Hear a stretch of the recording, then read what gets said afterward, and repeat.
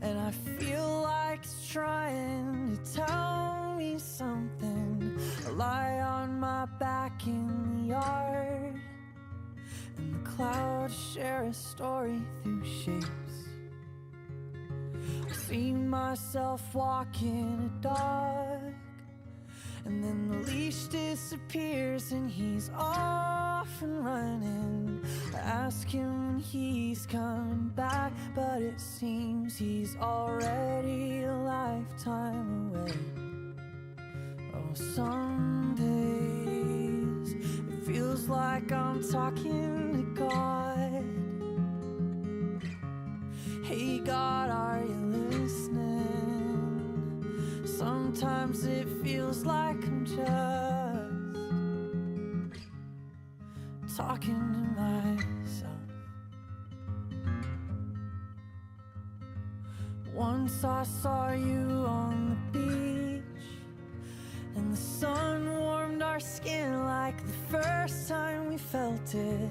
I asked you how long it had been since my hand was in yours, with our toes in the sand. And then a wave came and swallowed us both, and with that you were gone like you never existed. I asked them to see you again, but just then felt the loneliest first drop of rain. Oh, some days it feels like I'm talking to God. Hey God, are you listening? Sometimes it feels like I'm not hearing anything back. And why does that scare me so much? Hey God, are you listening? What is my role in your plot? Or is there even one at all?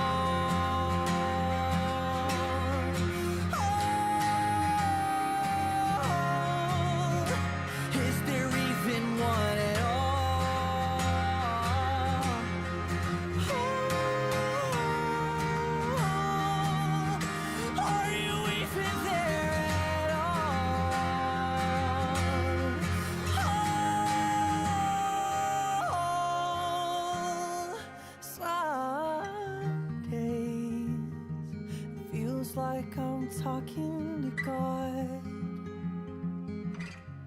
Hey God, are you listening? Sometimes it feels like I'm just alone with my thoughts. And why does that scare me so much? Hey God, are you listening? What is my role in your plot? Or are you even there at all?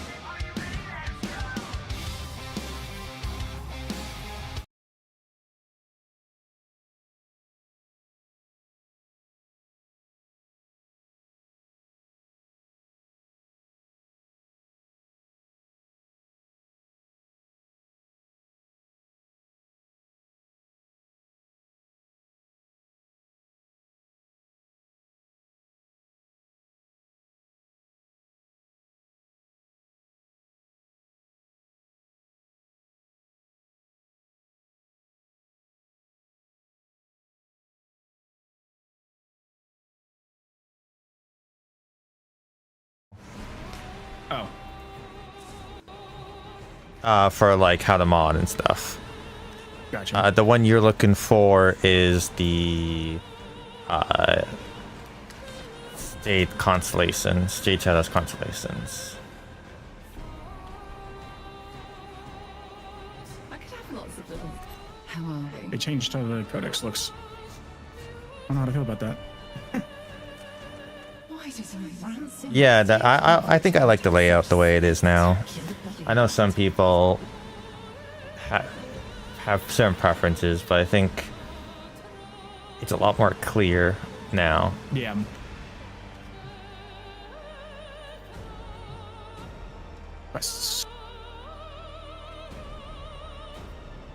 I am saddened that the Baruch Deluxe didn't come with this one, but we got the Dante one, which is nice.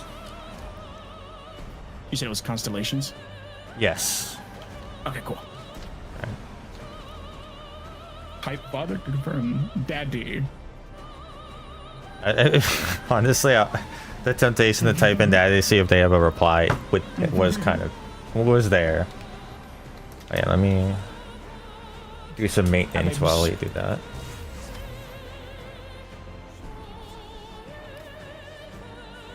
Oh, my game is loud. The music is nice.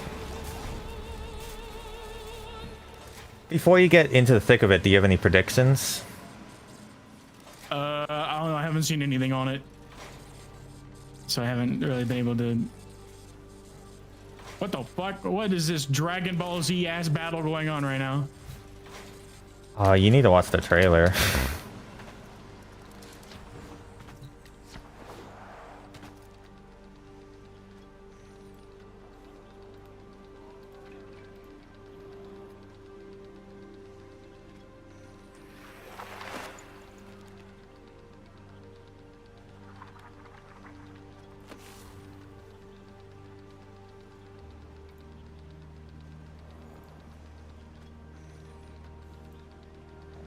Oh boy.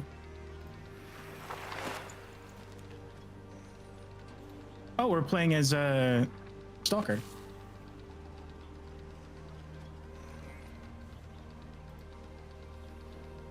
Daddy Stalker. Yes. I'm turning the game a little more. Well, if you play Jade Shadows, then it's called Jade Shadows Constellations for a reason.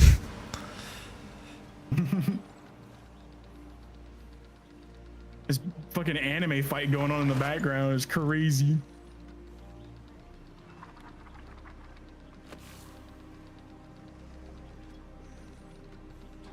Speaking of yaoi. Oh. Oh. Oh my god, it's been a minute since I played Warframe. Oh god. Water's bad. You can't swim.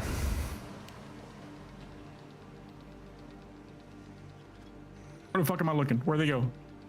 There's so many lights. I'm confused. I'm overwhelmed. Glub. You got this. Okay.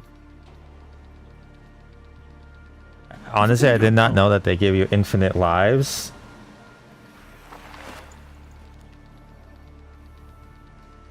Do you want a quick tip of like what Stalker can do, or do you want to figure it on your own?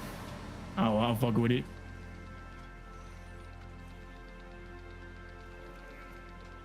Okay, so it's like a slash attack. The first one is a teleport. Know that. I mean, if you play Ash, you pretty much know his kit. Sorta.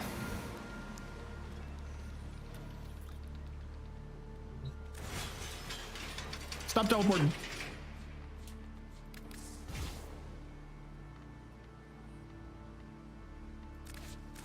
Come here, bitch. Die. Oops. There's the water again. This arena's annoying. Meow.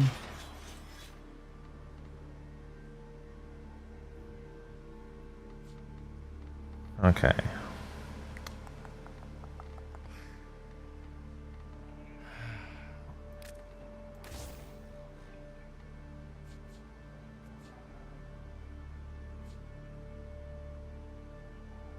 Yeah, I think that's a good call there. Whoops.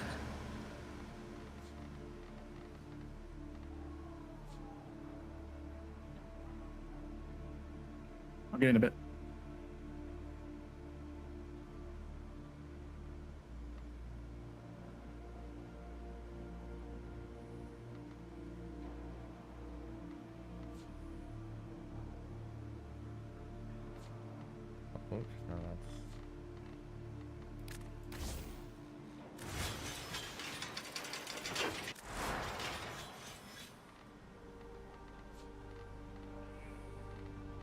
Okay, so you can see me when I'm invisible. That's good to know. I don't know if that's quite what happens. Oops.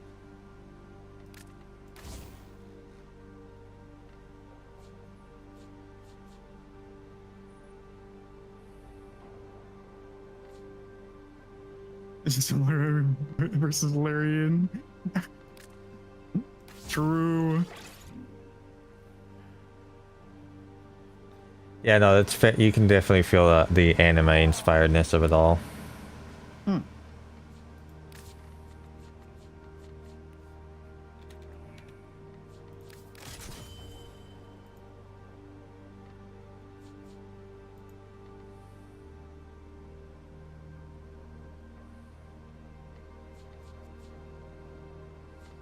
I won the tap battle. Why did I get hit anyway?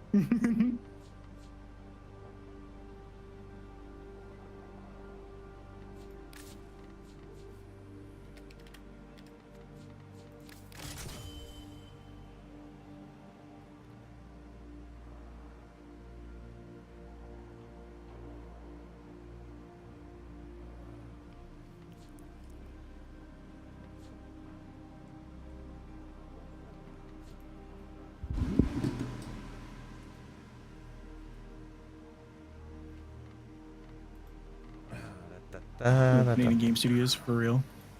I mean, DE is basically a music studio that masquerades as a game studio. What is it that they do?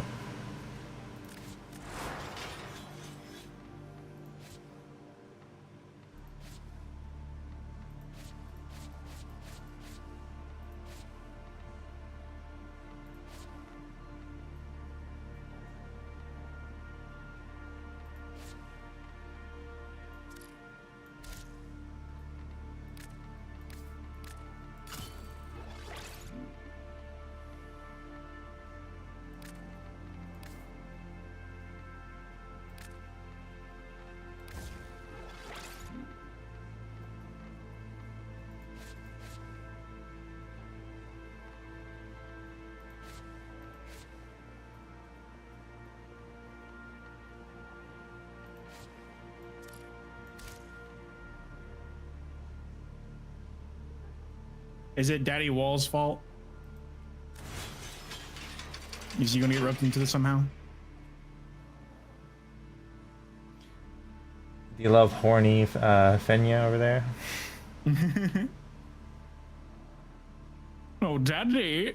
Fun fact about that design, by the way. Her design was made by the main artist who does a bunch of the different art. And he who was once a yaoi artist. So anytime he does stuff, it's like it's horny. Even if it's not meant to be horny, there's horny there. I think that.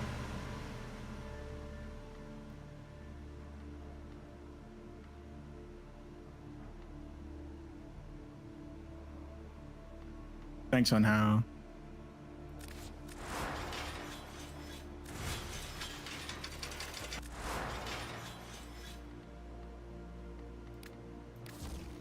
The great and terrible Hunhao.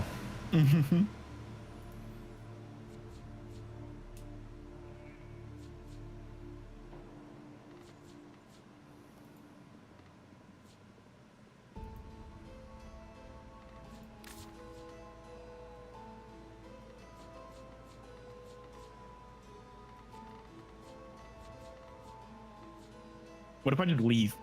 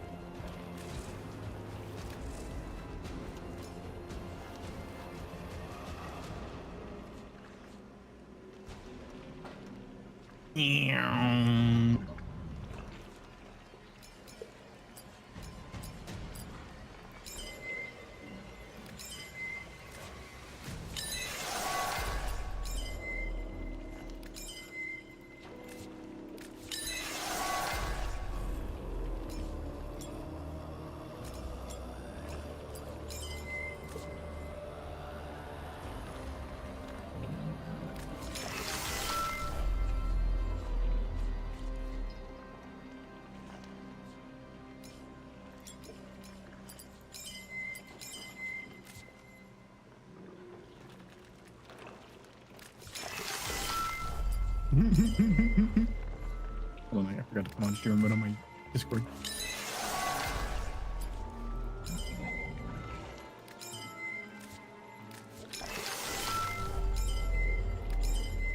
And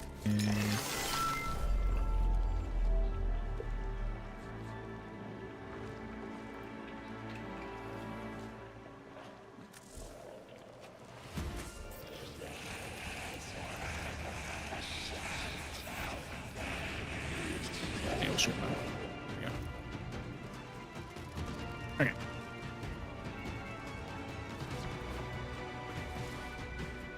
Gonna be testing some builds while I wait.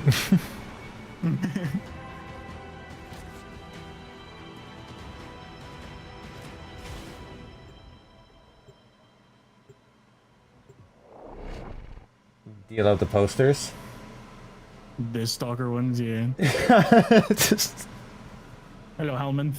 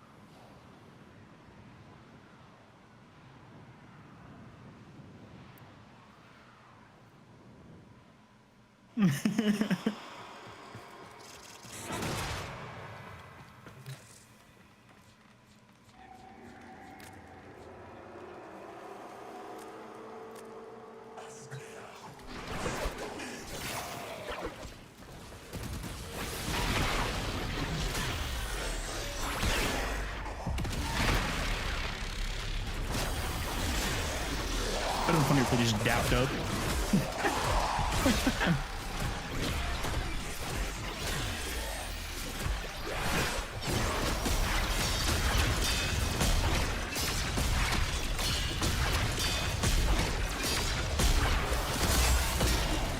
You can save these nuts somehow. I honestly was not expecting Umbra, that's for sure. That was a nice twist. Yeah, allowing it to do its own thing again. Well, the context of this means that they always like that's just that like they're just chilling in the ship every time we're not using them. Like that's the context that I get from that. Just vibing.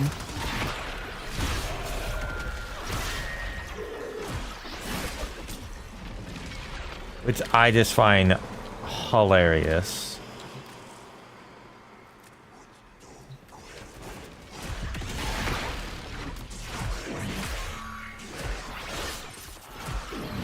Oh, that's Umbra. I'm dumb. Okay, well, he does that. Does Umbra move with me, or is it okay? He just follows me. They're just kind of just chilling. Oh.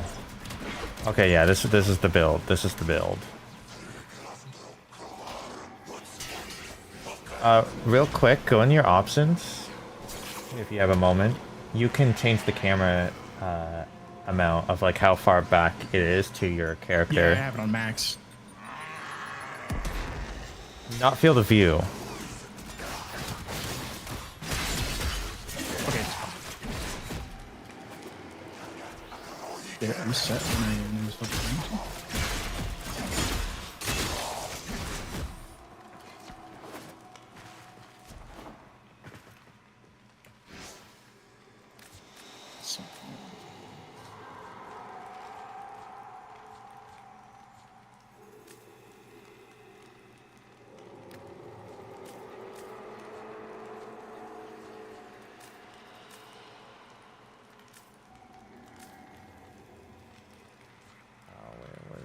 Where was it?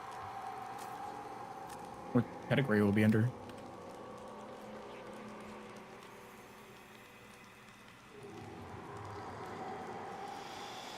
User interface. Camera precision. So it's under interface, and then you go to scroll down and it should say something about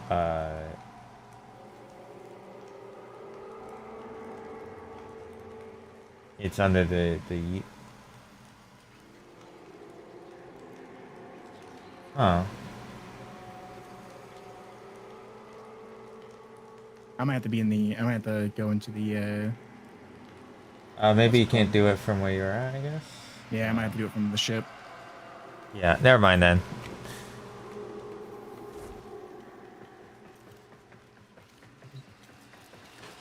Imagine living like a kin someday.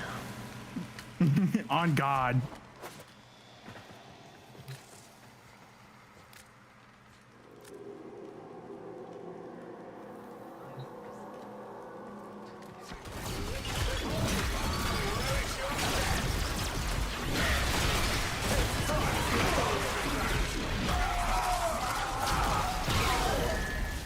Me when I'm on my daddy yard.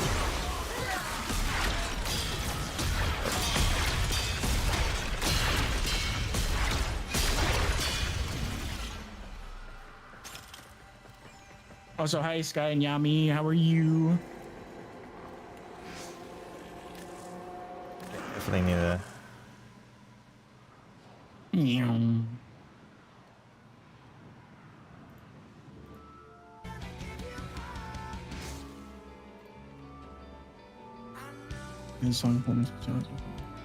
Yeah. Oh, there's the drones. Oh, let me add them to my little thing. There's Twitch drops, by the way, guys.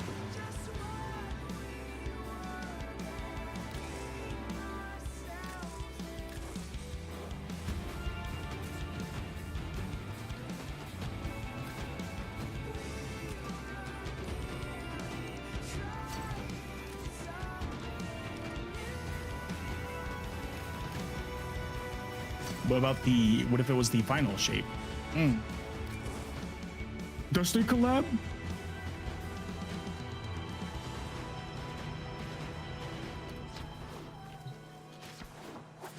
That's good. I'm Blade.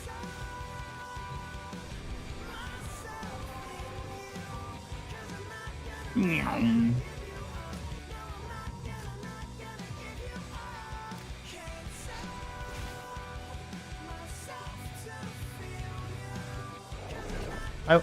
So them letting you play the Stalker is nice and all. It's a real shame that two of his abilities are just Ash. Yeah. That's so wrong game. Well, and then Destiny's gone anyway, so may as well. By the way, there's an just take a bunch honor of each. that you can get that's fit for Destiny in this game. Oh, really? Yeah, to honor them. They're like, yeah. My intel suggests there are rich enemy supply caches in the area, Far, but I so am there we unable go. to pinpoint their exact location. Search them out if you are willing to shoulder. That the is so added much better. risk. Holy shit. Why did I never get told about the setting before? Is it they just came out like with this update? Oh, really? Yeah. I need to show you how like, my, like... I have your stream up on my other monitor, so I'm watching you. I need to show you one of my old clips of like just like fucking me playing like a fucking crackhead. Oh, fuck. We just need to get a bunch of like the Destiny devs and put them on DE. Oh, I need to change.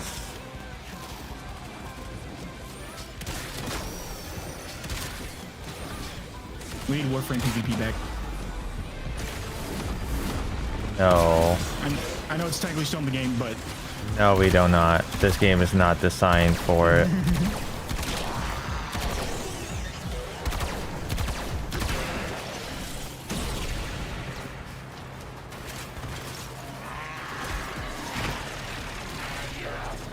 dude, imagine like if they put Warframe into like a first-person perspective. You know how much motion sickness I would have? I'd probably blow up.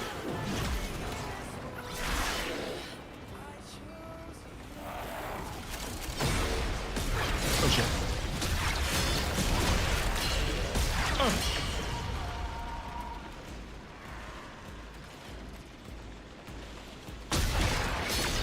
That was the worst time to have a jump scare.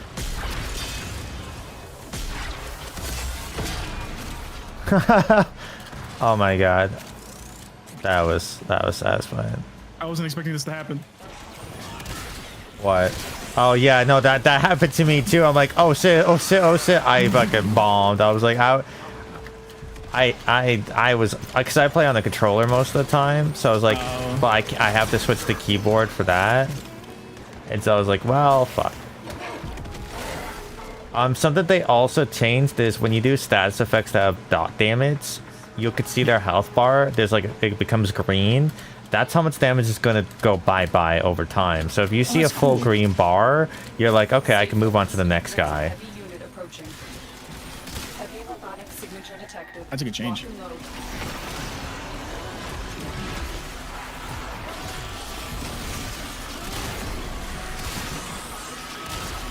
Oh, 100% really good chains. Oh, I hate these missions. I am so bad at these missions. Look at your tongue. Fine. Release the amalgams. Ooh, I'm like a little bit. Oh, what the fuck?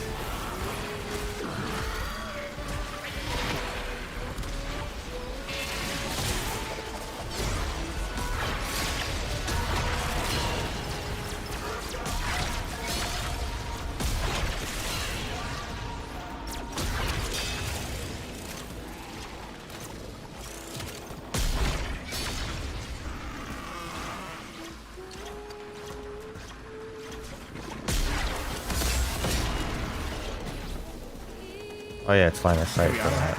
Nice.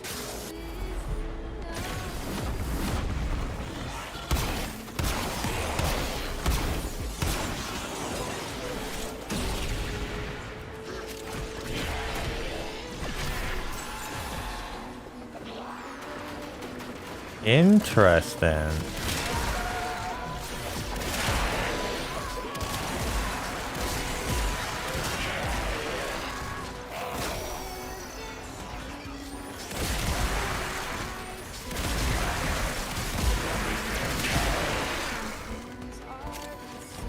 Why so serious? Enemy is broken. Well done. Now get to extraction. So that's a cool interaction I never discovered before. Some people are probably not gonna like that. What? Oh, I'll explain it once you get done the story. Okay. As you conquer the foe, Not necessarily a spoiler, but I figured it'd be good to talk after.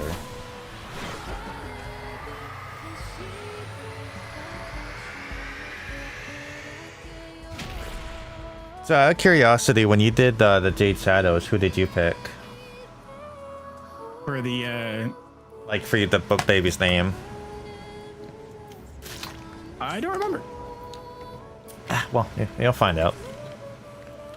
Actually, it kind of did tell you, but you might have missed it.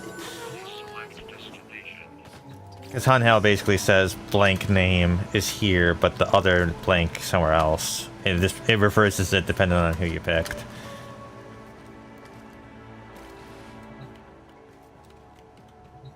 It's been like a year since I played Warframe.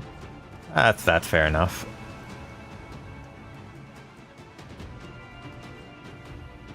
I think, yeah, last September was probably the last time I played it. Damn. When 99 Well, released. Yeah, so you didn't touch Old Piece yet then. The what? Old Piece. I don't remember if I did or not. the art of combat must be That Mine completed missions. to truly master yeah. the canvas of war.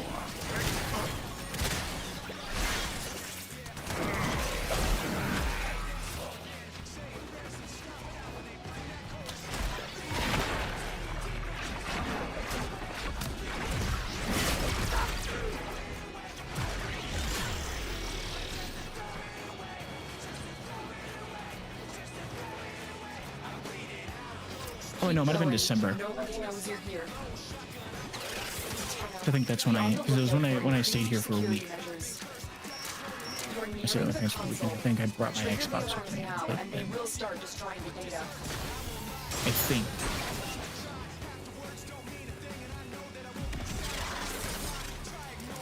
So more like half a year.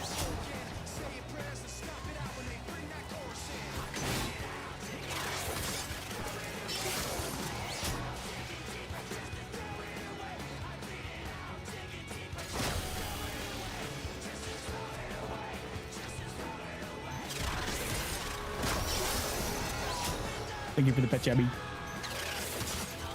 Go much more. Excellent work. A clean extraction with no. Yeah, because old piece has to do with like operator sit.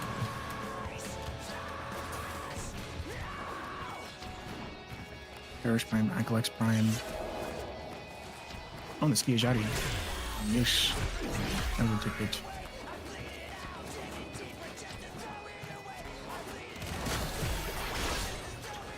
Ryoku was the one I chose, I think. It was either Sirius or Cyrus, sorry, or Orion were the two think- names. Stay focused. Oh, then I wouldn't have went over Cyrus. Approaching. Orion or Sirius are the options. The target console is nearby. Yeah, I went with If Orion. you trigger the alarms now, I heard the them enemy talk will about start Orion a destroying couple data. times. Alarms. Data destruction is imminent. You need to hurry. Data integrity verified. Retrieval was successful. Yeah.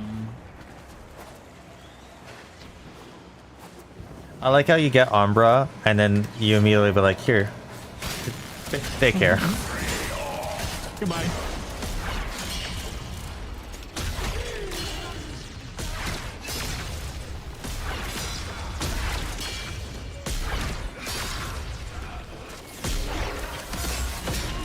They gave him a little screen time.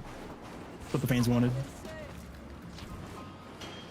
It is a little weird, you know. I mean, it makes sense he has the sentience and all that, but it's still a little weird.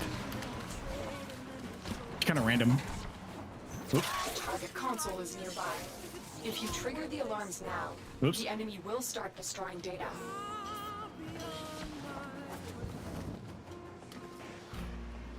And the boy turned to gold. 'Cause he thought no one would hear. But everybody knows that walls have ears. And the workers heard him. If it's true what they say. I would like to think like that like the Drifter is currently doing their little thing over in 1999 and like the operator's just like trying to have a nap. And then like here comes fucking the stalker just saying, hey. No began spring. And they stood and listened. Okay, I apparently am blind. These traps are annoying. Data extracted. I've never seen a gameplay of Warframe, but I've heard about it. Love the fast-paced action. I'm probably gonna try it when I get home. It is amazing. It's free. So you can Yes, try it's it out free. and if you don't like it, then you don't have to play it. Warframe is what Destiny wished they could be, honestly, in my opinion.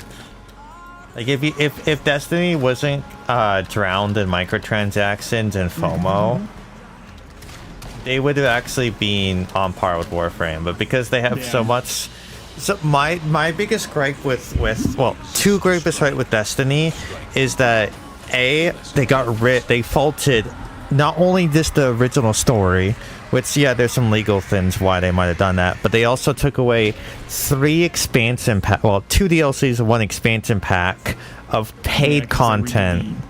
They redid the engine, just refused to like update it to update the old stories to the new engine. Whatever the story they came up with, I don't fucking care. They got rid of paid content that we paid for, and then because of the model, if you don't play every fucking season, you lost on story content. Yep. And it was you had to pay for the season pass to experience the content, the story. Yep. Which I think was like, I don't mind them doing the seasonal story, But that shouldn't have been part of the paid content. And they made the dungeons. They made fees, so you had to pay for dungeons on top of the DLC as well. Yep. Like their seasonal model was not, I didn't think was a horrible idea, but the way they executed it became a problem. Damn.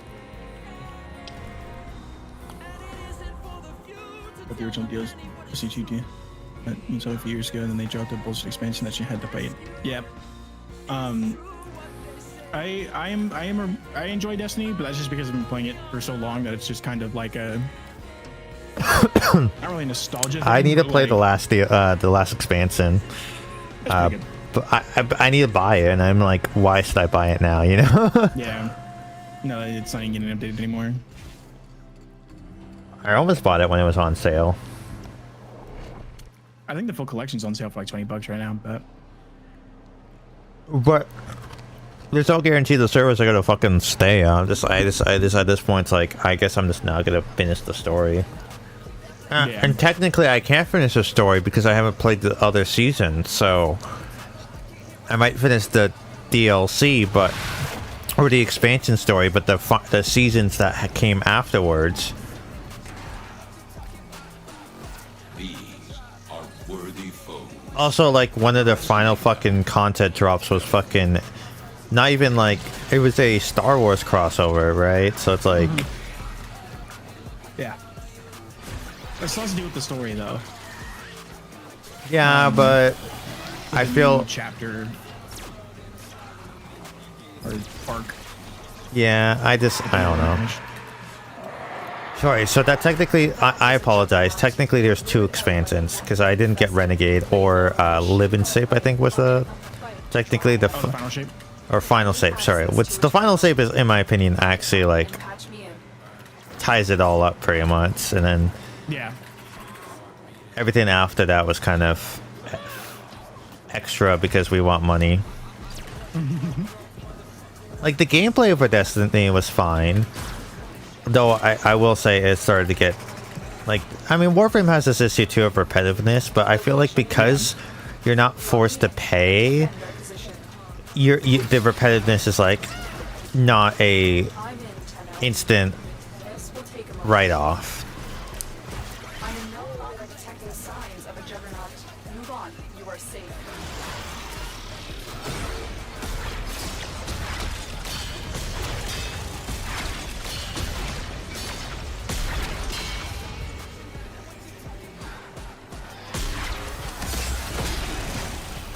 Stay focused. There's a heavy unit approaching.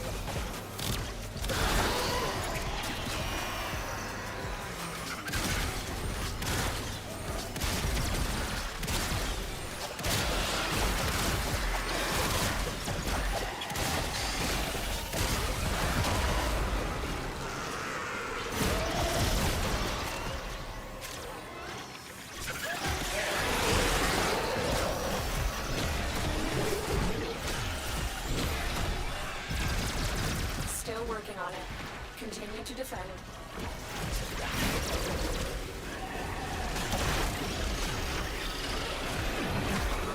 No. So I didn't give it the bundle.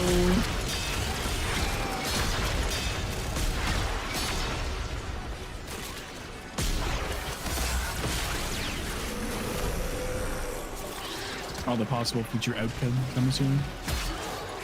What are you talking about? When you grab the little orb. Oh, yeah. The pull on the rug where you have to have Stalker has to fight his love was a real asshole thing. Be like,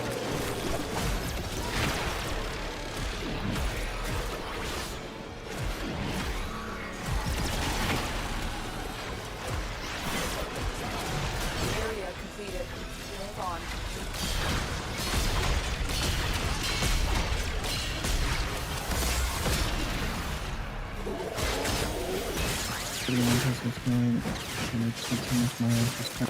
fair enough. Okay, have a good night. Thanks for stopping in. Hope you have a good day tomorrow.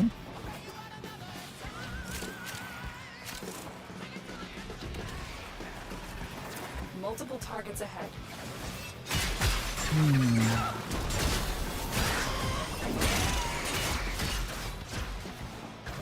Terminal spotted. Upload me and prepare to defend. I'm in, Tenno. This will take a moment.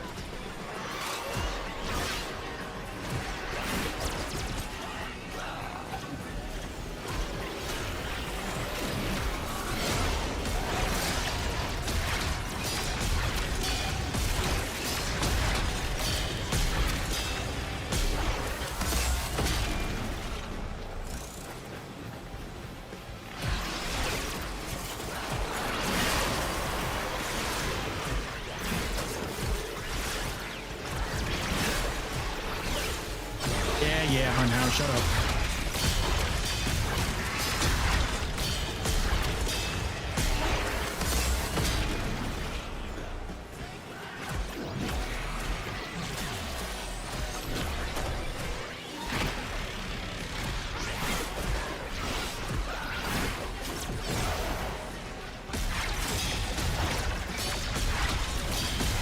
Stay focused. There's a heavy unit approaching.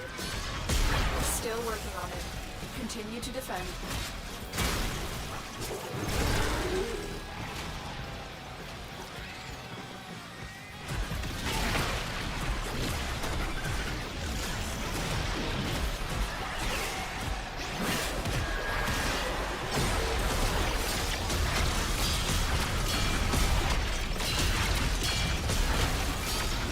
Thanks, twin.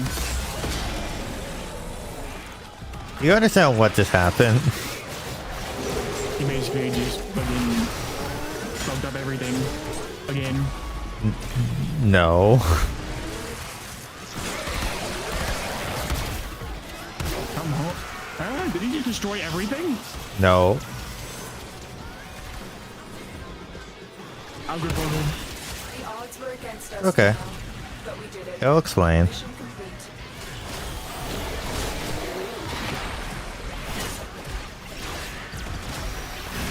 Oh, are we in like an eternal dream?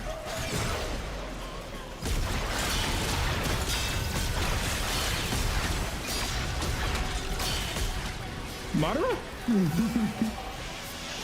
No. I'll explain it to you after the clask.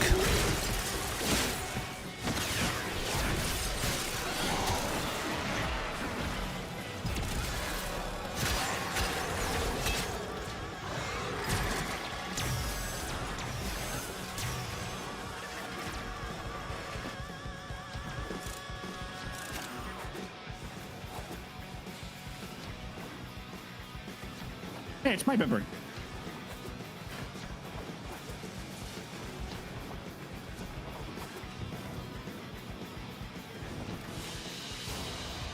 And so How good are you at cooking? clarity, purpose. That sounds pretty decent. Oh. There's audio cues of what you're supposed to cook.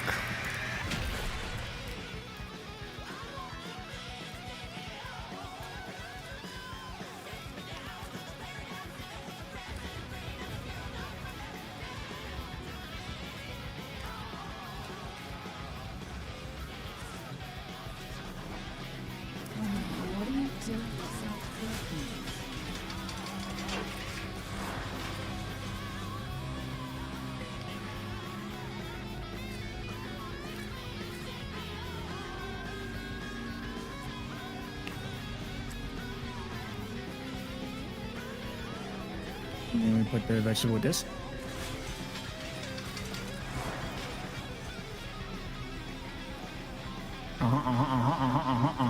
And then we take the meat and then we do the salty.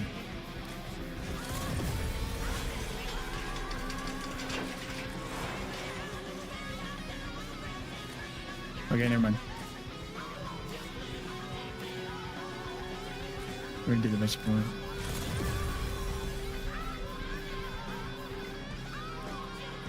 Try the fish. And then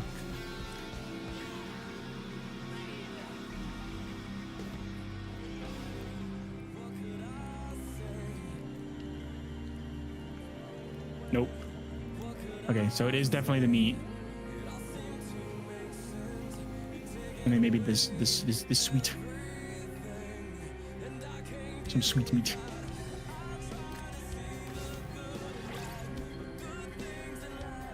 I'm the goat.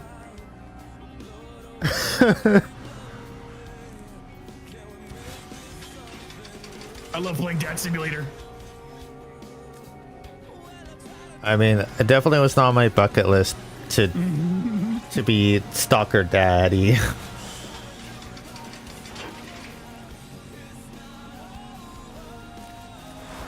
Alright, now that I have that.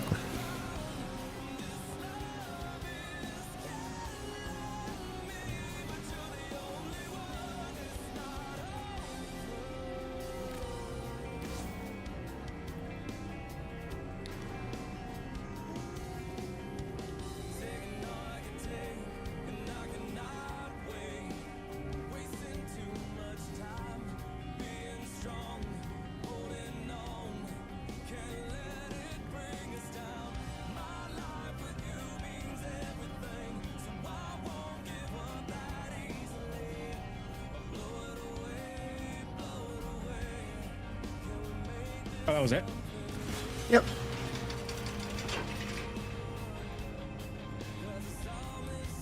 You wanted more? So I'm assuming, Oh, you so I'm assuming- definitely change this. Like, definitely apply cadence. oh, really? It's just super useful. All right, I'll let you speak, and then I'll explain if you the questions you have.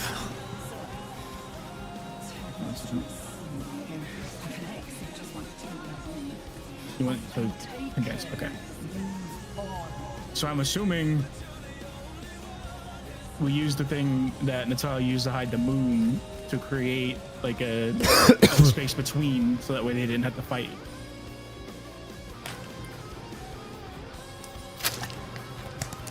No. But you're kind of you're in the right frame mind, sorta.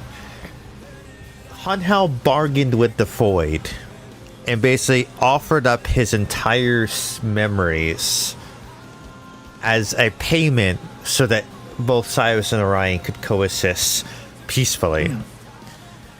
Just as much as the Lotus made a deal with the Void and made a sacrifice to protect us by sending the moon there. We don't know the sacrifice, but I'm assuming it was made that her being infertile was actually the deal. Not just going into the Void, but she basically offered her the inability to have her own child so that she could protect all of us. That's my theory, at least.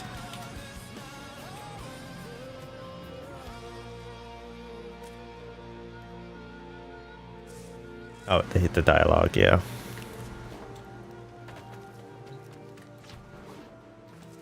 Interesting. Interesting. I sent you a friend request, by the way, I think. Unless your name is different.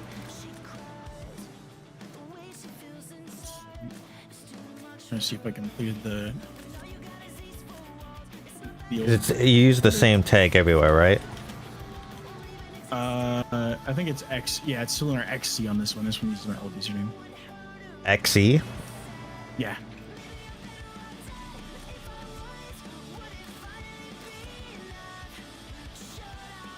Oh, I see.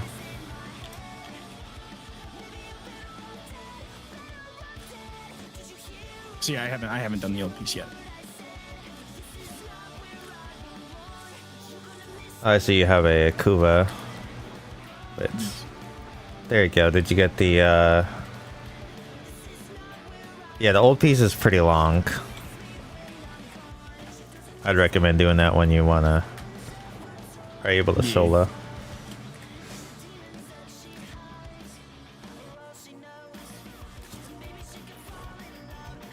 But yeah, so basically Hunhao gave up his entire identity to as like a kind of a penance for all the trouble he's caused. He basically became a good guy at the end. Yeah. And let me take you to the new hub area for this stuff.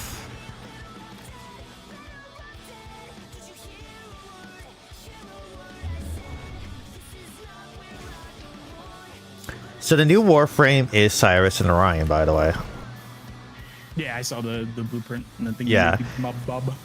And so how it works is it's kind of like so think Equinox if there were two separate Warframes with the mechanic of the Wukong clone permanently on. Yeah. And the primary sun is whoever you pick as the name, and you can swap it out here. Once you're loaded in. I think my stream was in a delay. Yeah. That's So, yeah. So this is basically the place you can talk to Hun Hao. He's the Fender. Nobody? Can you show me the way where I am going? I cannot take these with me. Hey, talk to him. Oh, here.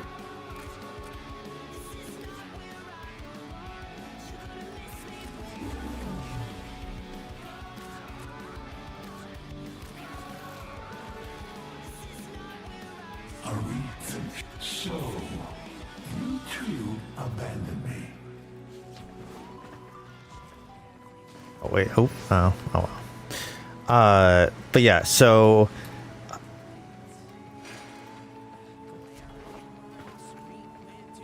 It's kind of cool to see him all in his glory and how big he is. Yeah. My family?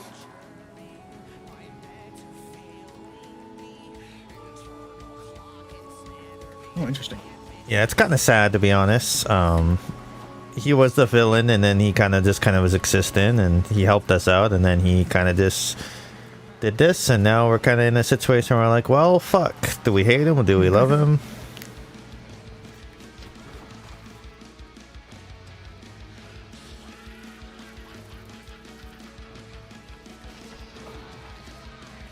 But yeah, so you can get basically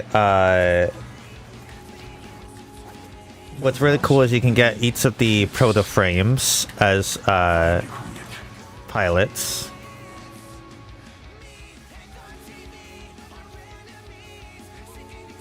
That's cool.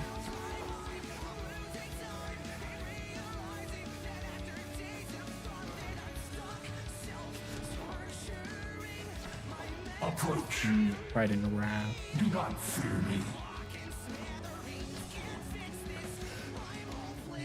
Forgive me. Is all this still here?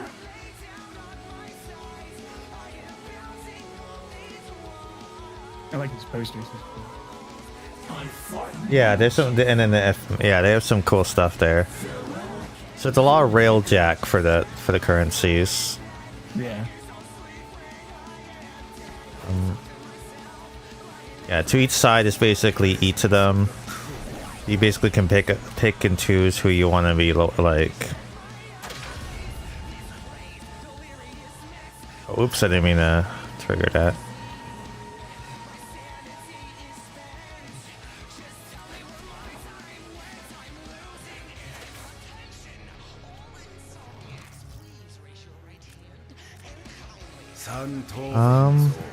I forget how you.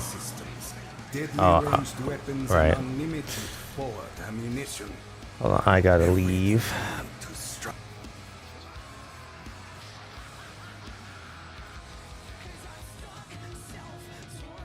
Yeah. I gotta go quickly edit my railjack, so I'll be right back.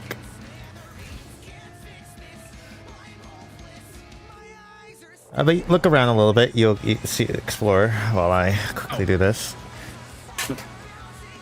But yeah, I think that the concept is very interesting.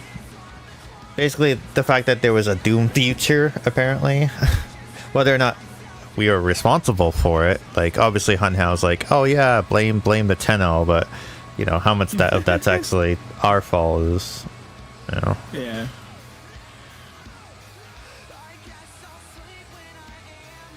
I still be in a clan.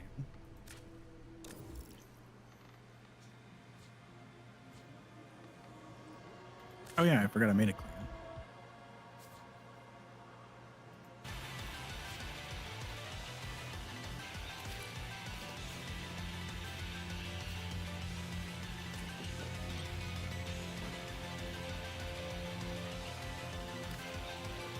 From chaos must come order. I am Ryoku.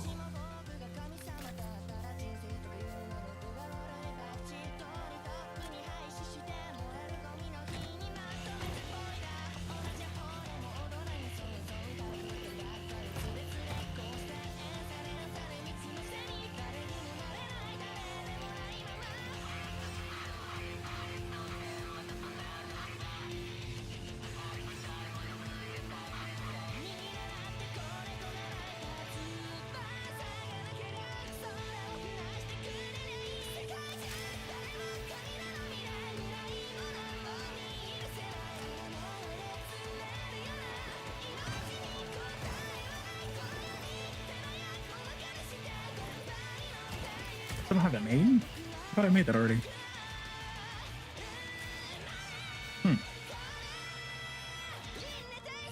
Maybe made the previous part? That's one. Yeah, I need it. Oh, I need the helmet section? What? I don't have the helmet section? I'm good, Buggle. I'm gay. Forget it. Okay.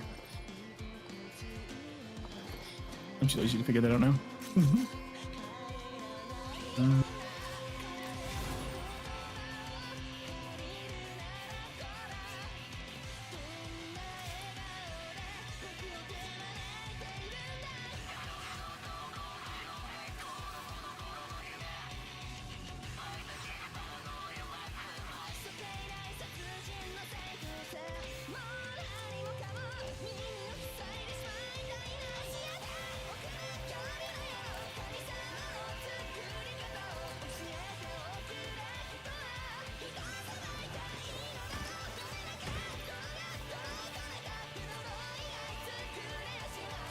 There we go.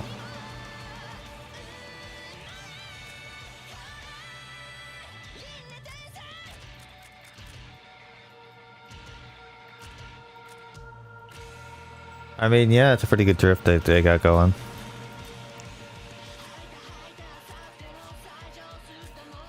They also added a new feature that I think you would like.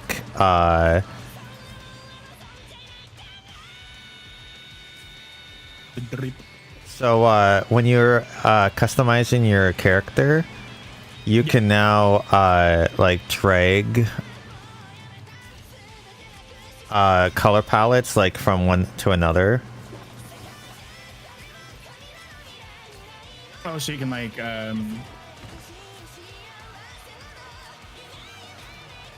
wait, what? Oh, so you can like make your own color palette? Basically.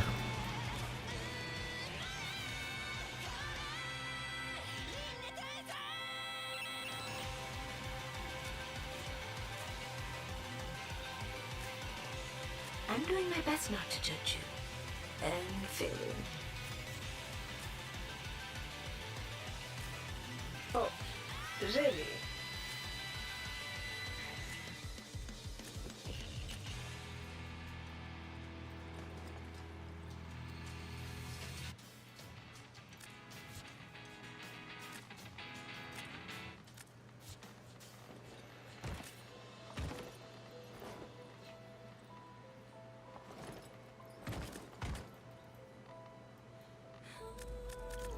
Okay, I'm getting lost in the thing. All right.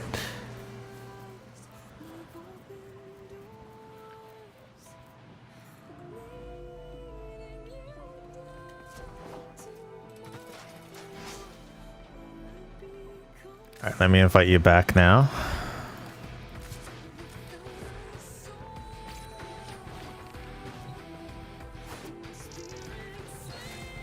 Oh, there's got some evanescence over there. Hey, you gotta drop the B.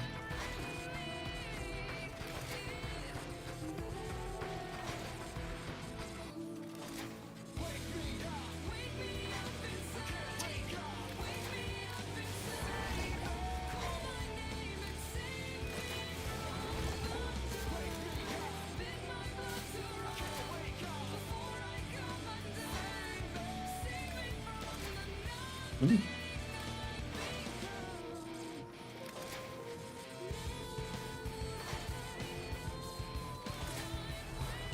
Was it not a blueprint, but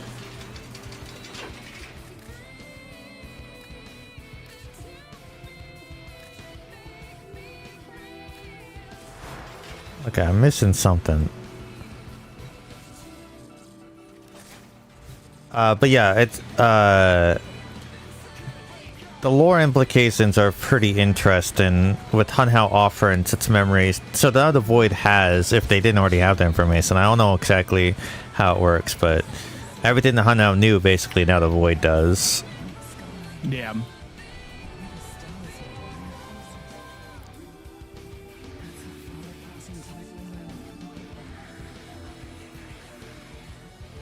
So would you like to experience going after Fenya or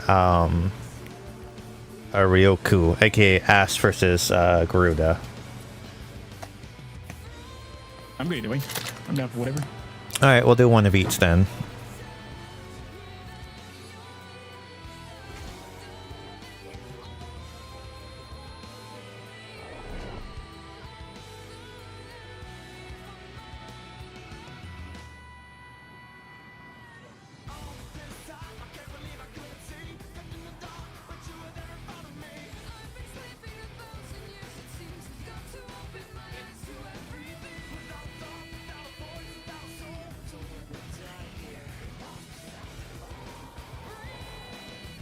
Rail jack, more like rail jack me off. Oh, I was lagging. This wretched piece. My blade dulls while Vina's ego swells. No more. We will hone our daggers upon her throat. She must be humbled to preserve the peace.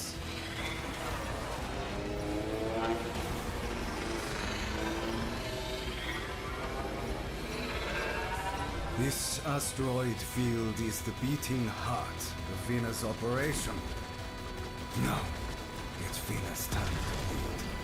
Smash the biggest asteroid and take its ore for our ship. Yippee. Move into position. Collect the asteroid spoils. Falter not!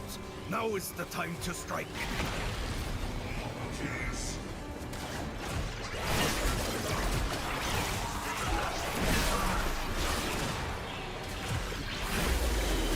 Gunners! Neutralize the stragglers!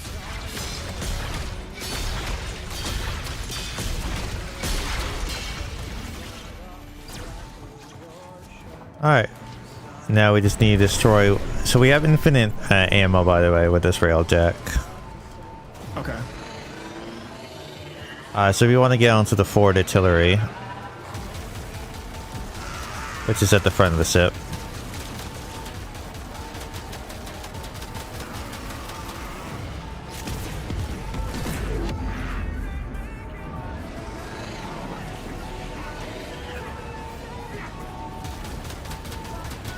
My game's lagging really bad.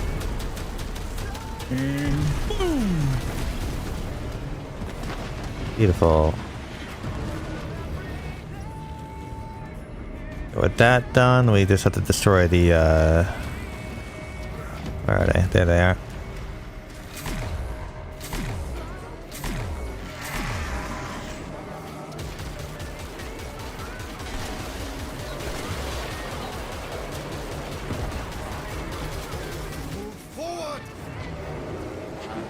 Beautiful. Alright, we're gonna need the artillery in a couple of seconds here.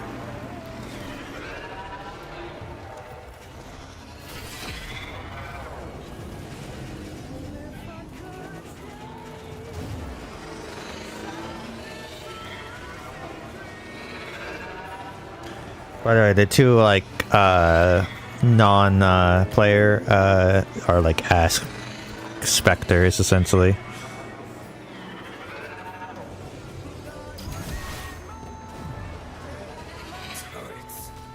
Is this your idea of a trap, Vina? Take them out! And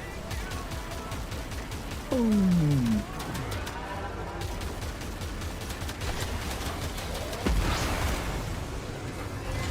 There is a steel path version of this, but I figured I'd ease you into it. So, overall with the quest, what would you rate it? I really liked it. I like all of the. I like how it it necessarily isn't like. What's the term? Not like our character involved into it, but like rather than Stalker. It's an interesting way they've gone about it. Artillery! Target the walls! This siege will not last long.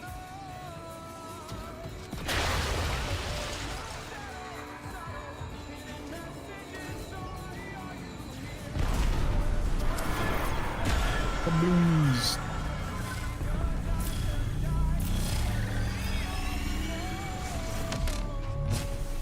By the way, I'm playing the new Warframe. Weapon of rare power is hidden within the ice here. Oh, It will be ours. Open those doors. You got this. Hack it. Hack it good. I can't see part of my screen. I'm being pet. Come on, don't fuck up now. Okay. Violence solves stuff. Violence solves stuff. Violence solves stuff.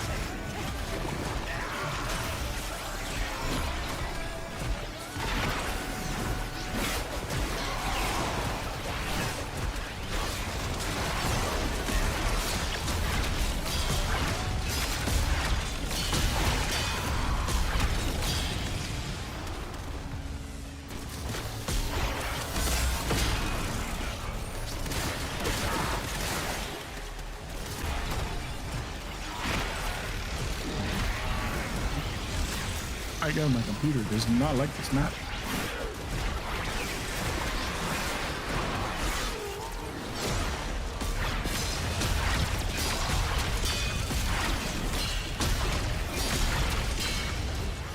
Where are you? Come back. Nyum. You know that anime you saw? The anime fight? That's his his ultimate. You literally just fucking clash together and you cause explosions everywhere you go. This kit's very interesting. It's complex, but like in a not evasive way. Yeah.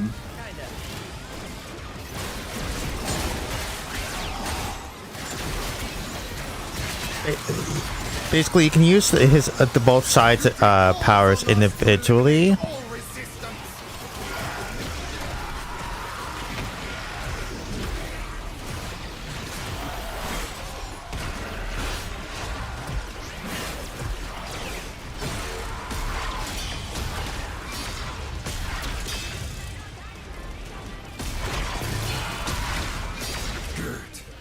Now open the door.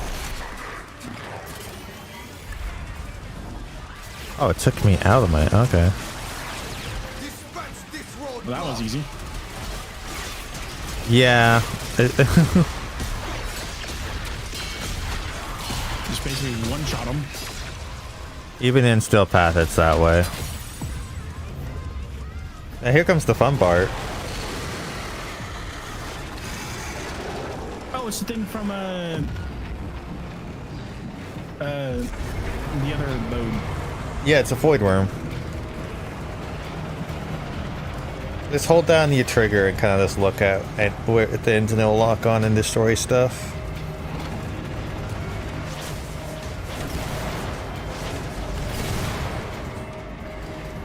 You don't actually have to do anything, really.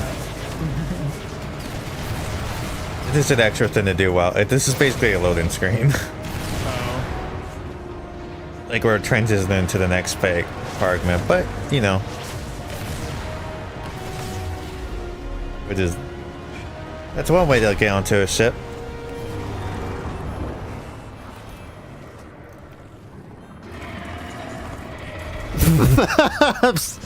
I'm sorry.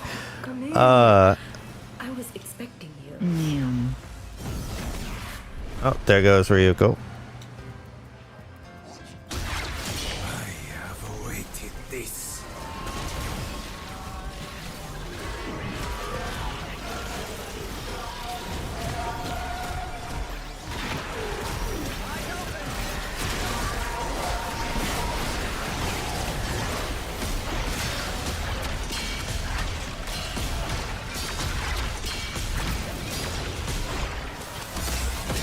It is line of sight though, so you have to like make sure that they're in your room.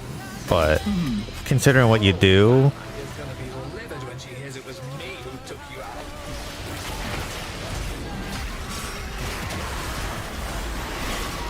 hey Wolf. Were you thinking? The inside of your head must be nothing but strobe lights and circus music.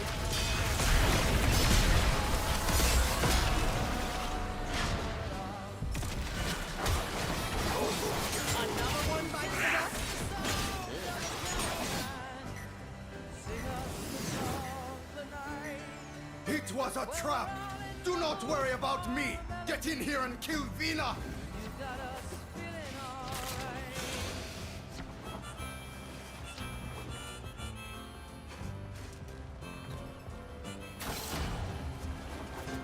Time to fight horny lady.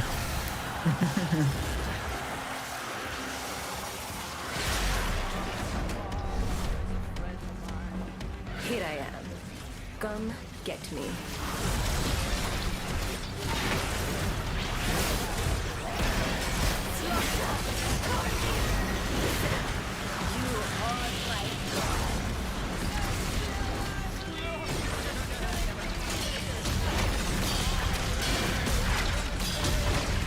Oh, what? Oh yeah, you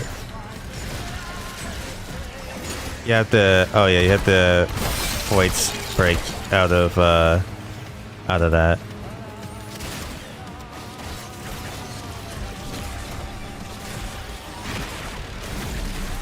No, every time we do this, I can't remember yellow for an hour, right?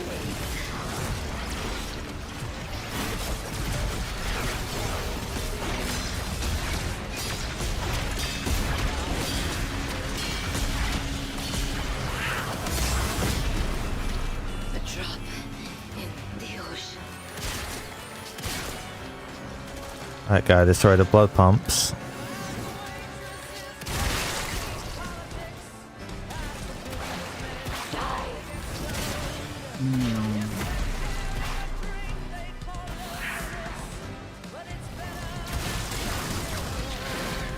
Oh no, sea grew. What will we ever do?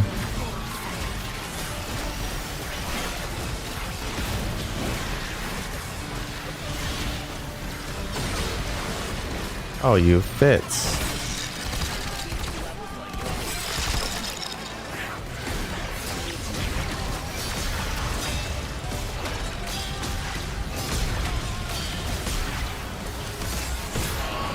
$8.6 million damage. Thank you.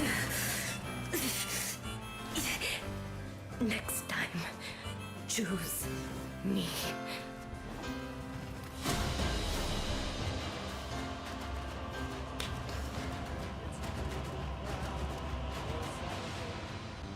And the manager gives me a smile, 'cause he knows that it's me they've been coming to Hey, we got the blueprint again. Alright, so that was one of them. What do you think? That's pretty cool for a boss fight. It just talks about lagging the whole time. Yeah, that was the Like, non-skill not pass lagging. version. Alright, now we do the opposite.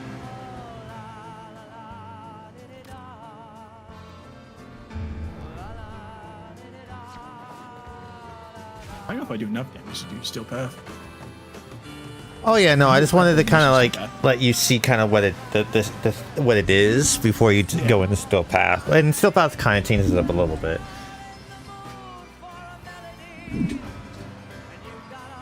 I don't know if I can do it. Oh, yeah, very bloody sip now.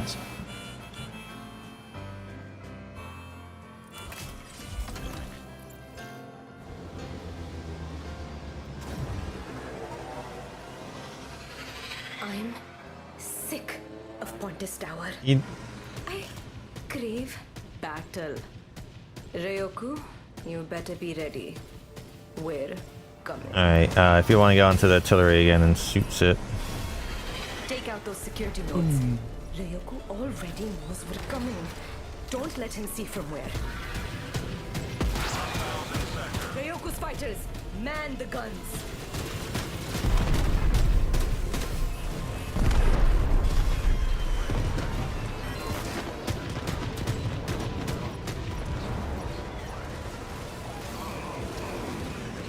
Oops, I missed. My bad.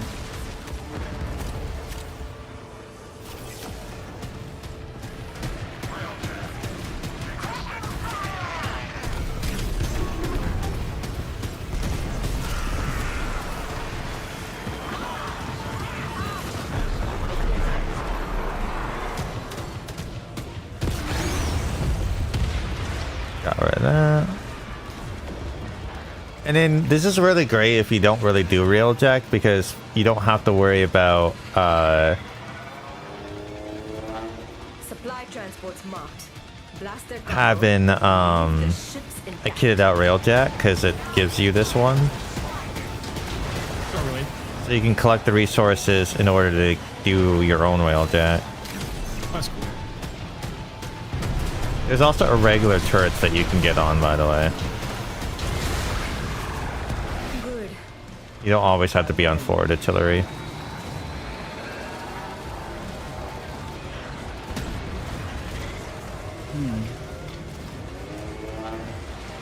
Yeah, like the quest is a little short, but like it's not. But like it's it's enough stuff that in it to give you lore that I like. Like it's not every mission, not every like quest that comes out has to be hour long, kind of. Right. Now we need the forward artillery for the cloaked ship. Give it a love dab with the I wanna- forward artillery. Time to come out and play.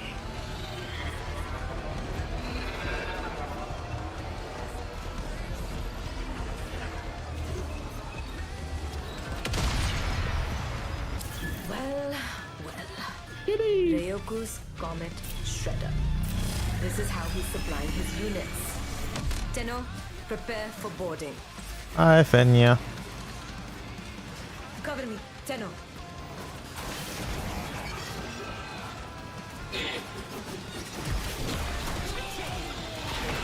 Attackers!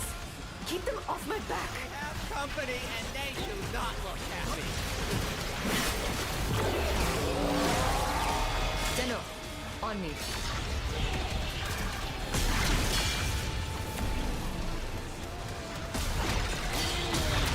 Tell those bloodbags to shut up!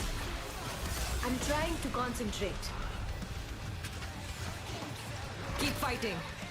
I've just found something very interesting. Security disabled. Get those gates open. How long do you typically stream for? Pardon? How long do you typically We're in stream full for? control. I try to at least do 3 hours. Usually, but we did start a little late, so if you... Here comes the head of the ship. So if we have to end a little bit shorter than that, I'm good too. I usually go for like 2 to 5, depending on how I feel. Bonk.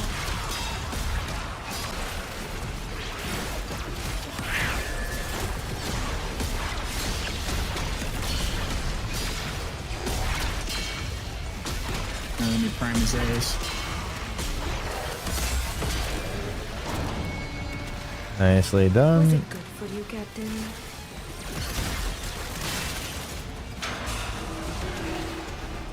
God, what really pissed me off when I was grinding for like Be a dear having to and get farm those for cryogans Oxium like in like 2017.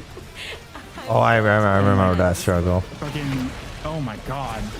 Having to get 7,000 for Trinity Prime. I think that is like the only time that I've legitimately hated this game. I am so glad that they make Oxium more common now. They kind of do that with everything that comes out new. It's like at first it's like a rarity, and then as the time goes by, they kind of streamline things.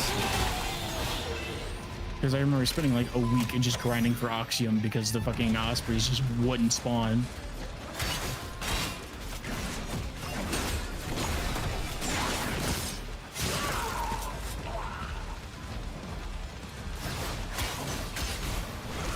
sitting in the drilling missions for like 5 hours at a time. Yeah.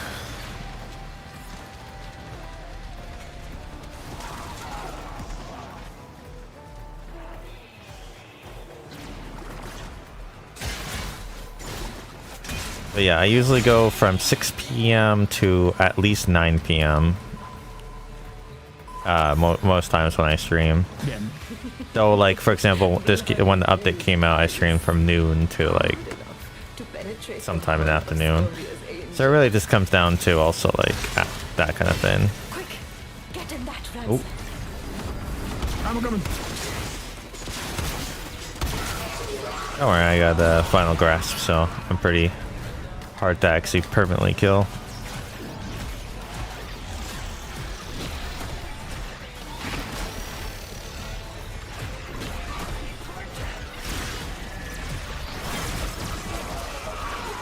Oh yeah, this is a fun part.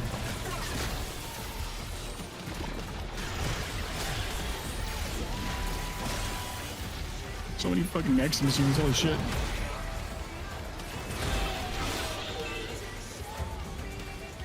Alright.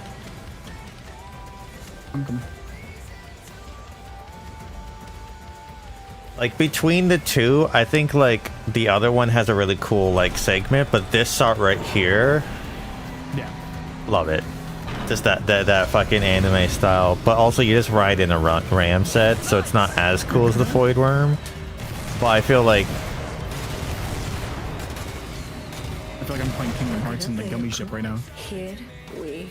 also like yeah, there's an asteroid going towards it.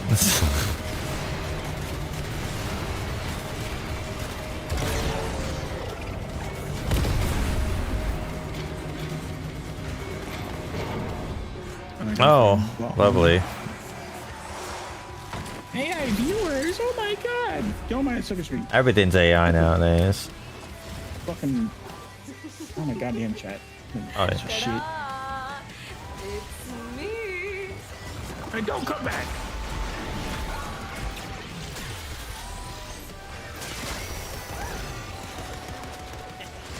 Yeah, this full of traps here. Really annoying. Gates held shut with magquills. Find them and scrap them.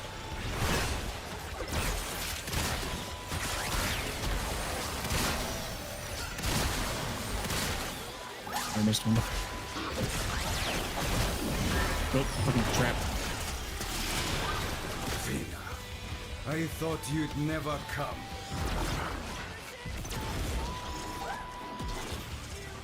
I mean, Polly's into Edgen, to be honest. Oh, he said, I thought, Fenya, I never thought, you'd, something about coming. And I said, well, she's probably into Edgen, so. She seems like the type.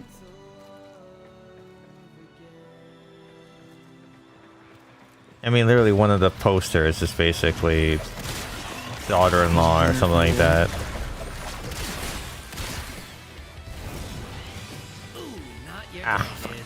Alright. So is Fault your favorite frame? Yes. I usually either play Volt or Trinity. There is a Nidus rework, by the way. Is there? Yeah. That also came out. Is it? Does it make it better or make it worse? I mean, it's more quality of life, in my opinion. Okay. Ryoku, I never figured you for an ass kisser. But while we're at it, you can kiss mine too.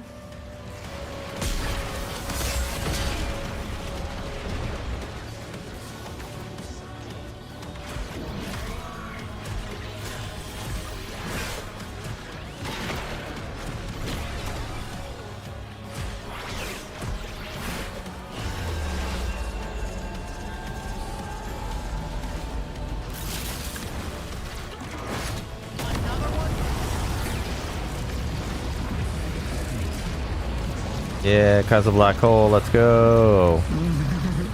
Yeah, mine is Baruch, is my favorite frame.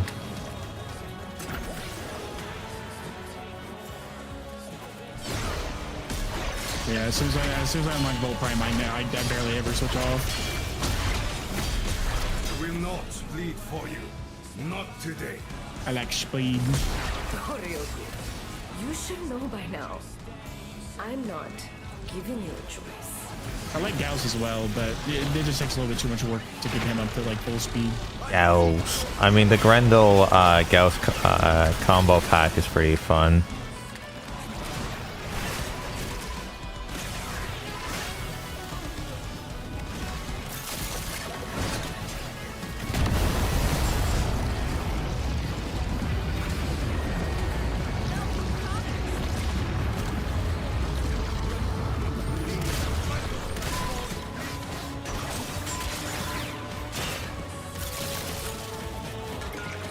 I like how each mission is different too.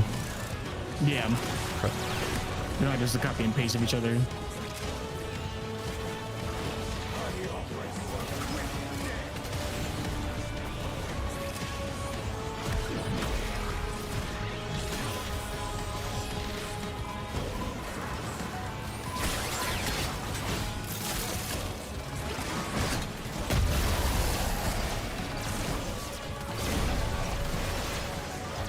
Ooh, Jade.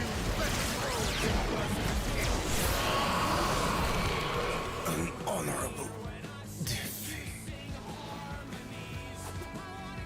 Did you hear that, Orion? Did you hear how he squealed? We can make that happen. Again. And again. Yeah, then you stop, calm, Again. calm.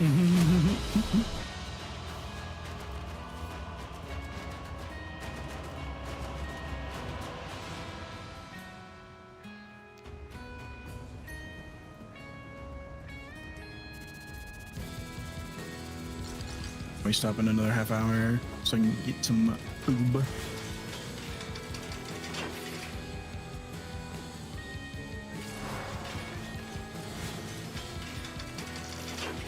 What's this? It's real technique. I'm gonna switch over to Dante for the Steel Path versions. Let me switch my weapons to be more better. Excuse me. I guess it's the Vesper. Switch back to my Siam. And then use Exaltra.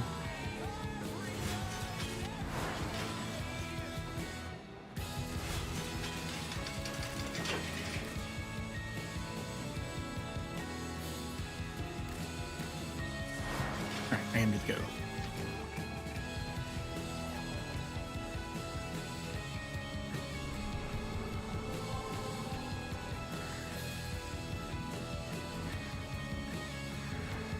You think?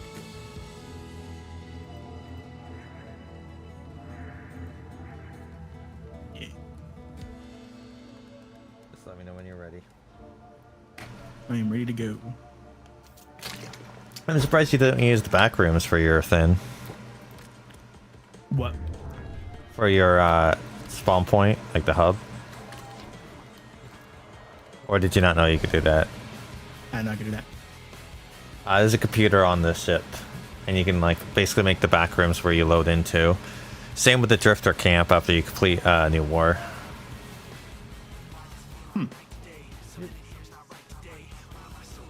So this is my Dante. What do you think?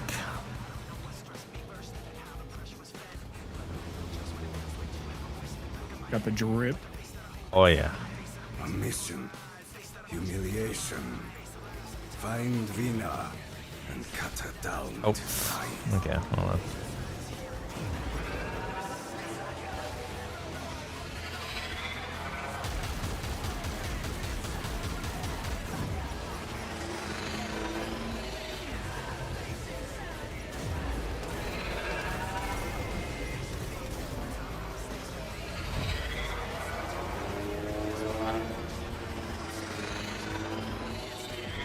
This asteroid field is the beating heart of Vina's operation. Now, it's Vina's time to bleed.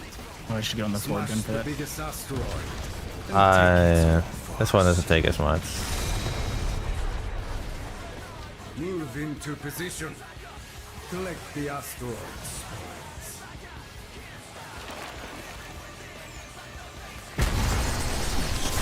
Intrusion! Eradicate this infestation! Destroy the remaining fighters!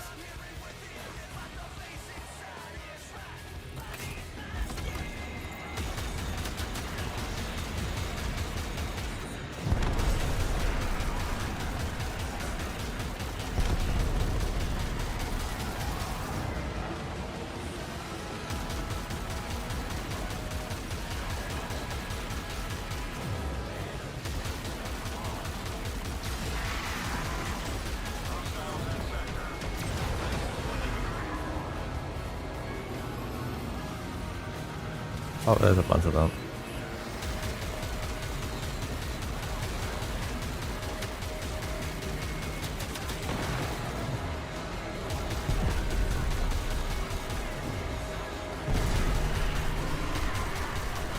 Oh, we're boarded. I get it. Move forward!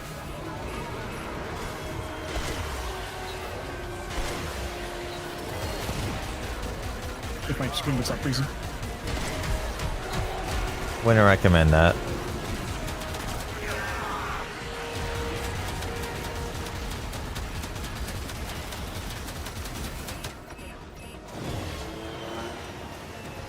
We could go to the Shattered Moon.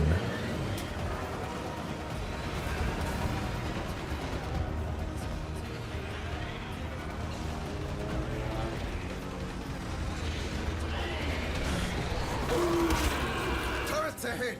We must hit them first! Oh, hi. Stop hitting me.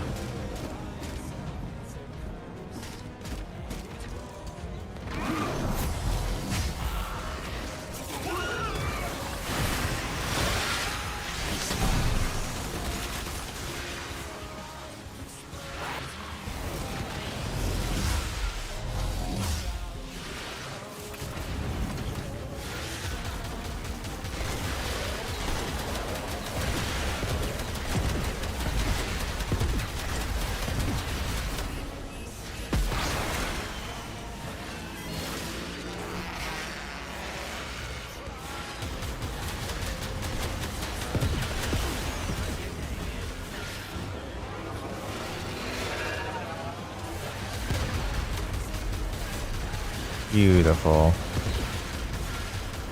Also, congratulations on the job stuff. Thank you. What is it, by the way, if you mind sharing on stream, that is? I'm gonna be an overnight shift lead at CVS, and they're gonna cross-train me into being a pharmacy tech. Oh, nice. Fortress of ice! Forward artillery! Now we need the artillery. Target the walls! This Already out. siege will not last long!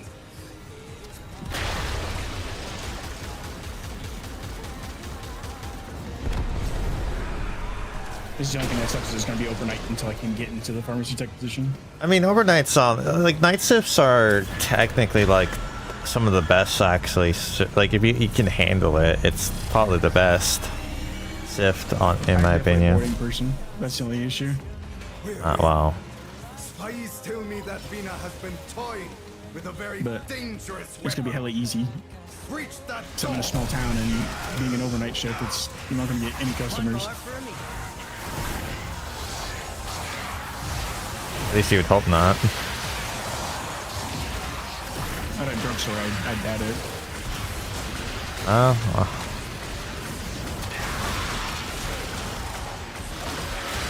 Yeah, I really like this deluxe skin for Dante. It's like, it's a lot. It's detailed, but also doesn't feel like too busy. Yeah. Who did you romance in 1999? I romanced all of them technically. The current one I have is Eleanor.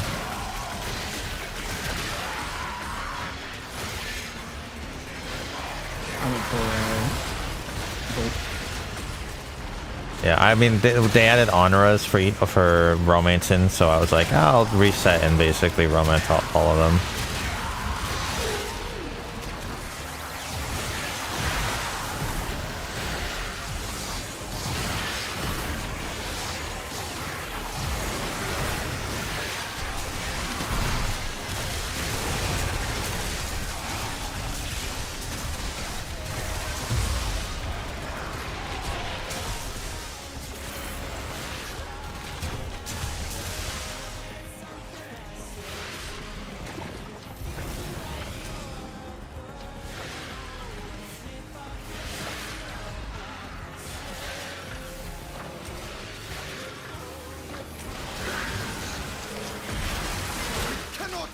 many alive.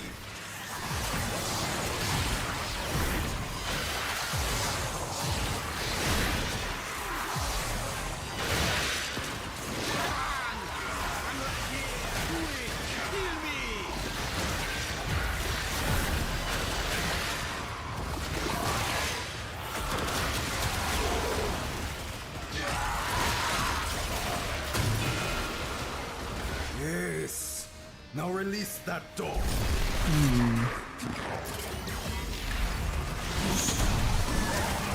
Even on steel path. This one wishes to test themselves against you. Let them try.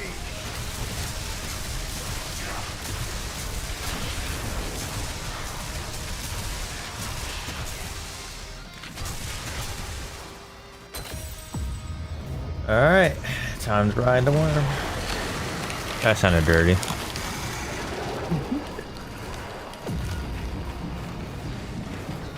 It's a wormin' time.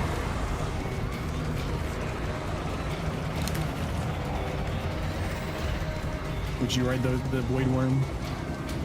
I mean, it's cool and all, but after dealing with the steel path version of the Deveria, I'm kind of like, I'm over the worm. I do like how like they bring it back even if it's not quite the same mechanic. Yeah.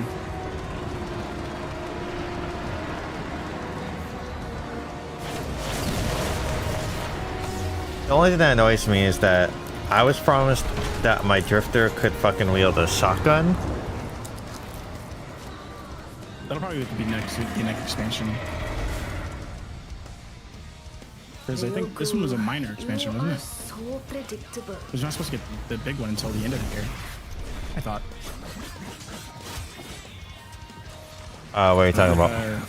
The one where we continue with the drifter and stuff like that and go to the, I think, Well, I believe Tau is the next big expansion. Yeah. Once you do Old Peace, it's pretty clear that that's what the direction is. Yeah, there's been a couple of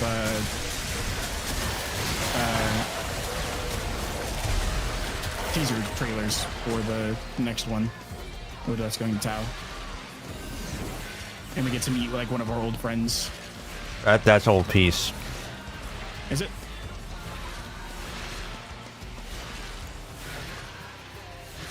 Don't mind me as I wait for you. Oh my bad, I was killing things. Got distracted. Yeah, it's Warframe. I get it. Oh, Vanna is gonna be livid when she hears it was me who took you out.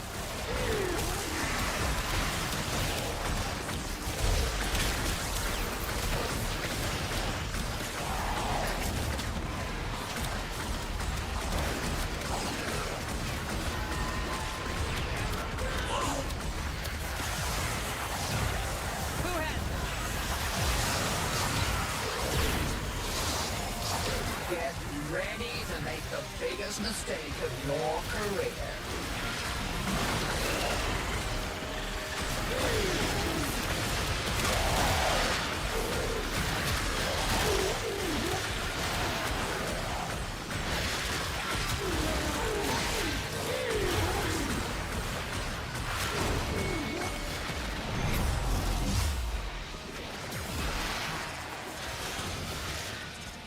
It was a trap. Do not worry about me. Get in here and kill No shit, it was a trap.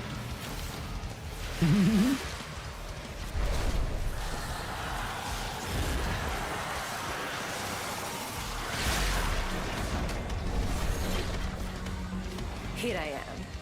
Come get me.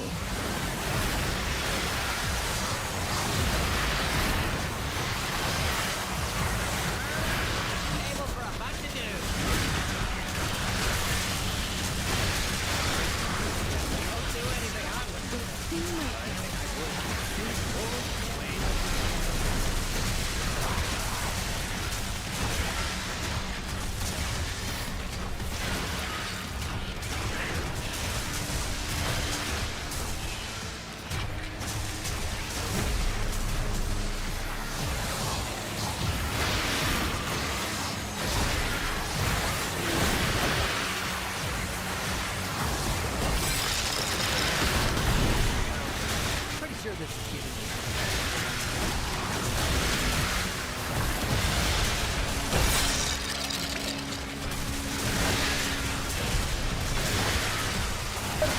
He does not care to be in your your Warframe, or do you just forget that that you're stuck? I keep it unstuck.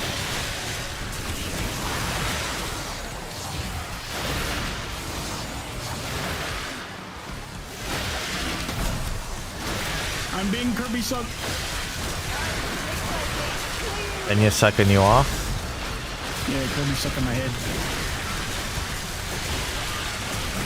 Yeah, I can't see any of that on my end, so it's kind of funny. Yeah, it's my 10G stuff. Oh yeah, no, I know exactly what you're referring to. I just think it's funny because it's like I have no context, so you just like say Kirby sucking. It's like what? That's like good for you. Congratulations. You want a cookie or? Cookie sounds good.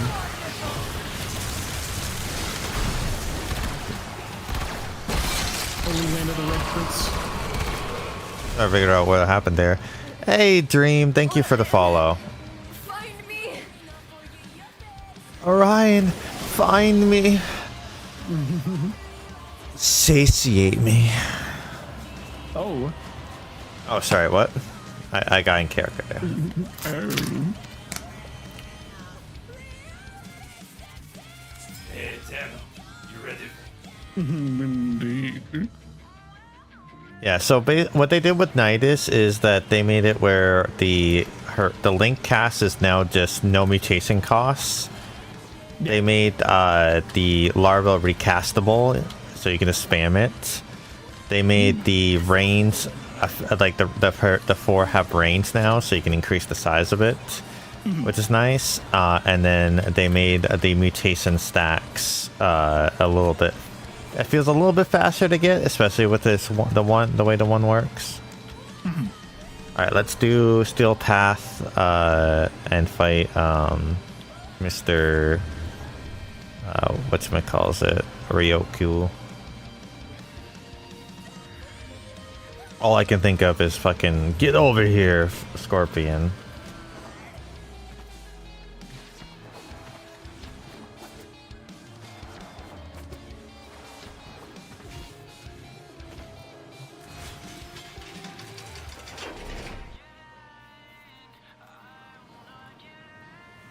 Yeah, so what I'm working on is I'm making a build. So I have the 7 deadly sins and then the 7 heavenly principles, and I'm trying to like theme it around like each Warframe is each sin or virtue. That's cool. That's really cool. What Orion wants, he gets. Theming. And Orion wants me to practice. If Ryoku winds up skewered on my blades, it's an accident. Simply tragic.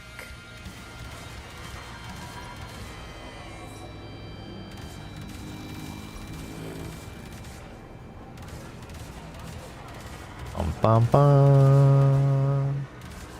These security nodes. Alright, we gotta take out the fighters and one up to the cruiser. Yeah, buddy. Incoming. Oh, I should hop on the fork, huh? It helps.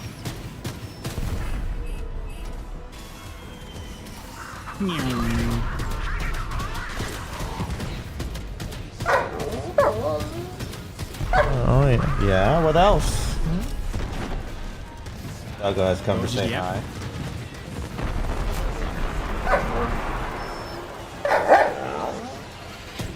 Type shit. Yeah, so after this mission we can wrap up. Okay.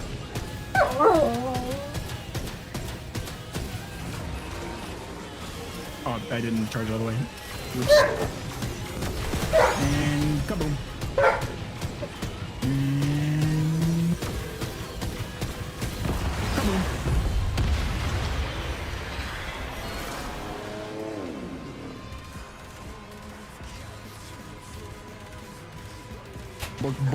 Bork York. Yeah. Let me know it's time for him to go for a walk.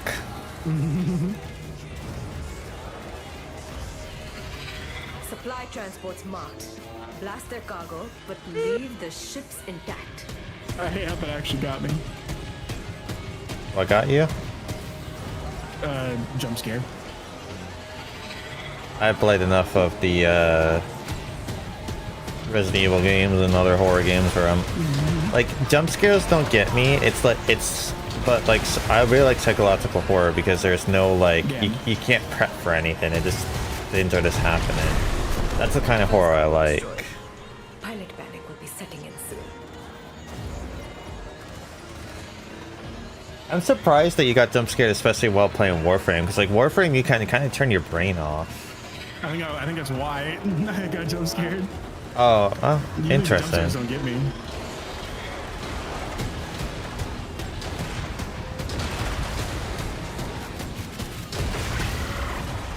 They're running.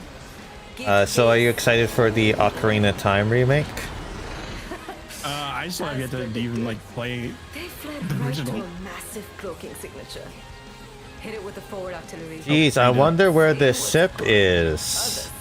Jeez, it's very difficult. Very, very, very hard when it's invisible.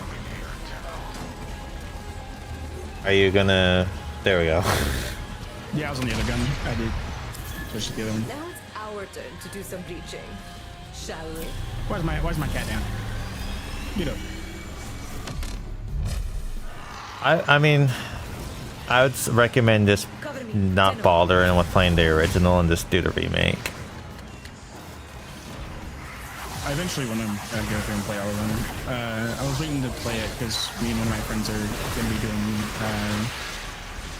a switch up Saturday thing because my friend plays a lot of kind of like retro or like older games, and then they don't really play many of like the newer games. So what we're going to do is kind of do like a Game Grumps style where we just watch as they play games and just fuck with them as we go.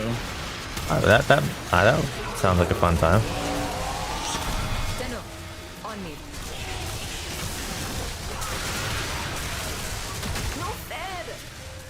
And I was thinking about doing that as like part of the series. Just all the old Zelda games. Keep fighting. The only reason why I say like just go to the remake is just because the older games controls can be feel a little clunky compared to modern day, and also it's a little convoluted playing the Ocarina of Time. Well, the Ocarina of Time was the one that like was recently brought up as announced. So they're making a movie next year as well. I don't know. I don't have faith in adaptations anymore. Yeah. Considering the Borderlands fucking thing we got. I don't know, the Zelda movie's not gonna have Jack Black in it, at least that I know of. So it might be okay. Jack Black was the least of it. Actually, Jack Black, honest, I feel like considering he was playing Claptrap made sense. Yeah. Annoying actor for annoying character, you know, that made sense. Casting, like, you know, people in their fucking 50s to play mid-20s characters. Wild. Also, casting the comedian to play the stoic character, also wild. Yeah. The one serious character in the series. Honestly, anyone could play Claptrap and I wouldn't fucking care because it's Claptrap. Like, he's... Yeah. He's not that hard to play. Also, they could have just also hired the voice actor for Claptrap. Yeah. True. Like... True. Like, no, gotta get the big names, even though, like, you know... Like, don't get me wrong, talented... Well, some talented individuals. I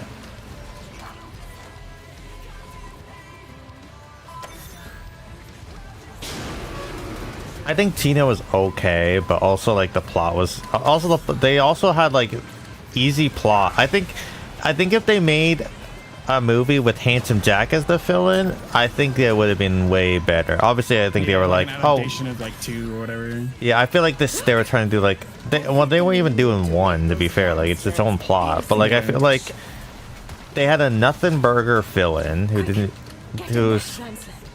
was so made no sense why they were doing anything, and then they had a nothing burger cast very much in terms of like their characters. Yeah. Also, because of the Raiden, you didn't actually get to see. Oh, you died. My bad. Very good. Because they were not. It wasn't rated R. It wasn't even that fucking gory. So like, it didn't even feel like. It wasn't like Borderlands at all. Yeah. They didn't utilize like, you know how like different elements had like different effects on things. They never really utilized that.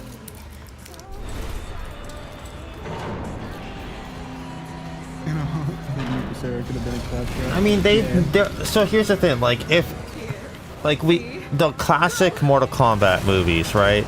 We love them because they're, like, so bad they become good, right? Like, they're, like, it's like, you accept them for what they are for the time period. Yeah. You look at the new Mortal Kombat, and it's like, what? Like, don't get me wrong, the concept of Mortal Kombat is a weird concept. I like how she, like, hovers down.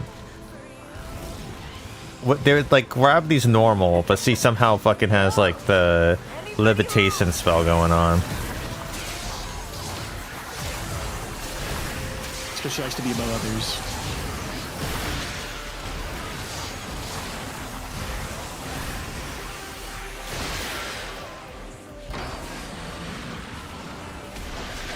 Gates held shut with narcoils. Find them and scrap them.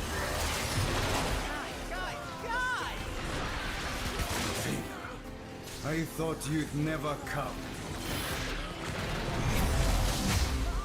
Oh yeah, Fenya, I thought you'd never come, so yeah. Yeah, that's the line. I did.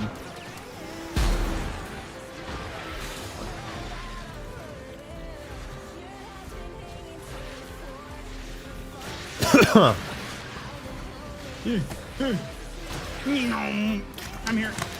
I'm being sucked on by Kirby again. Oh, by the way, and Ao was who I romanced first, by the way.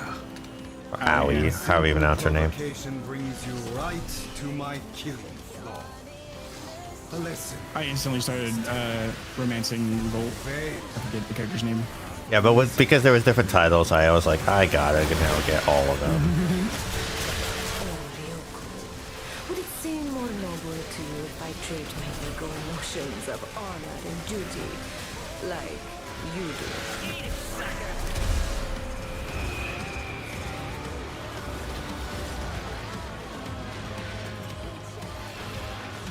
Yeah, no, I think the problem with taking anything and trying to translate it into another medium is that the people who get in charge of it get cocky and think that they are better than the original source.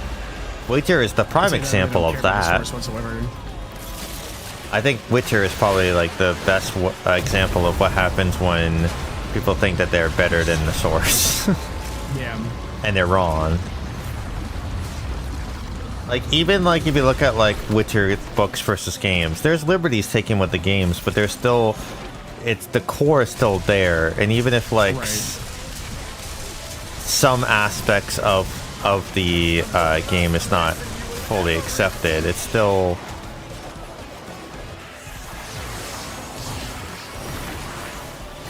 Like Geralt feels like Geralt.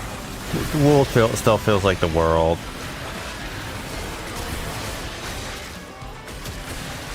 Where the fuck is... Oh, there he is.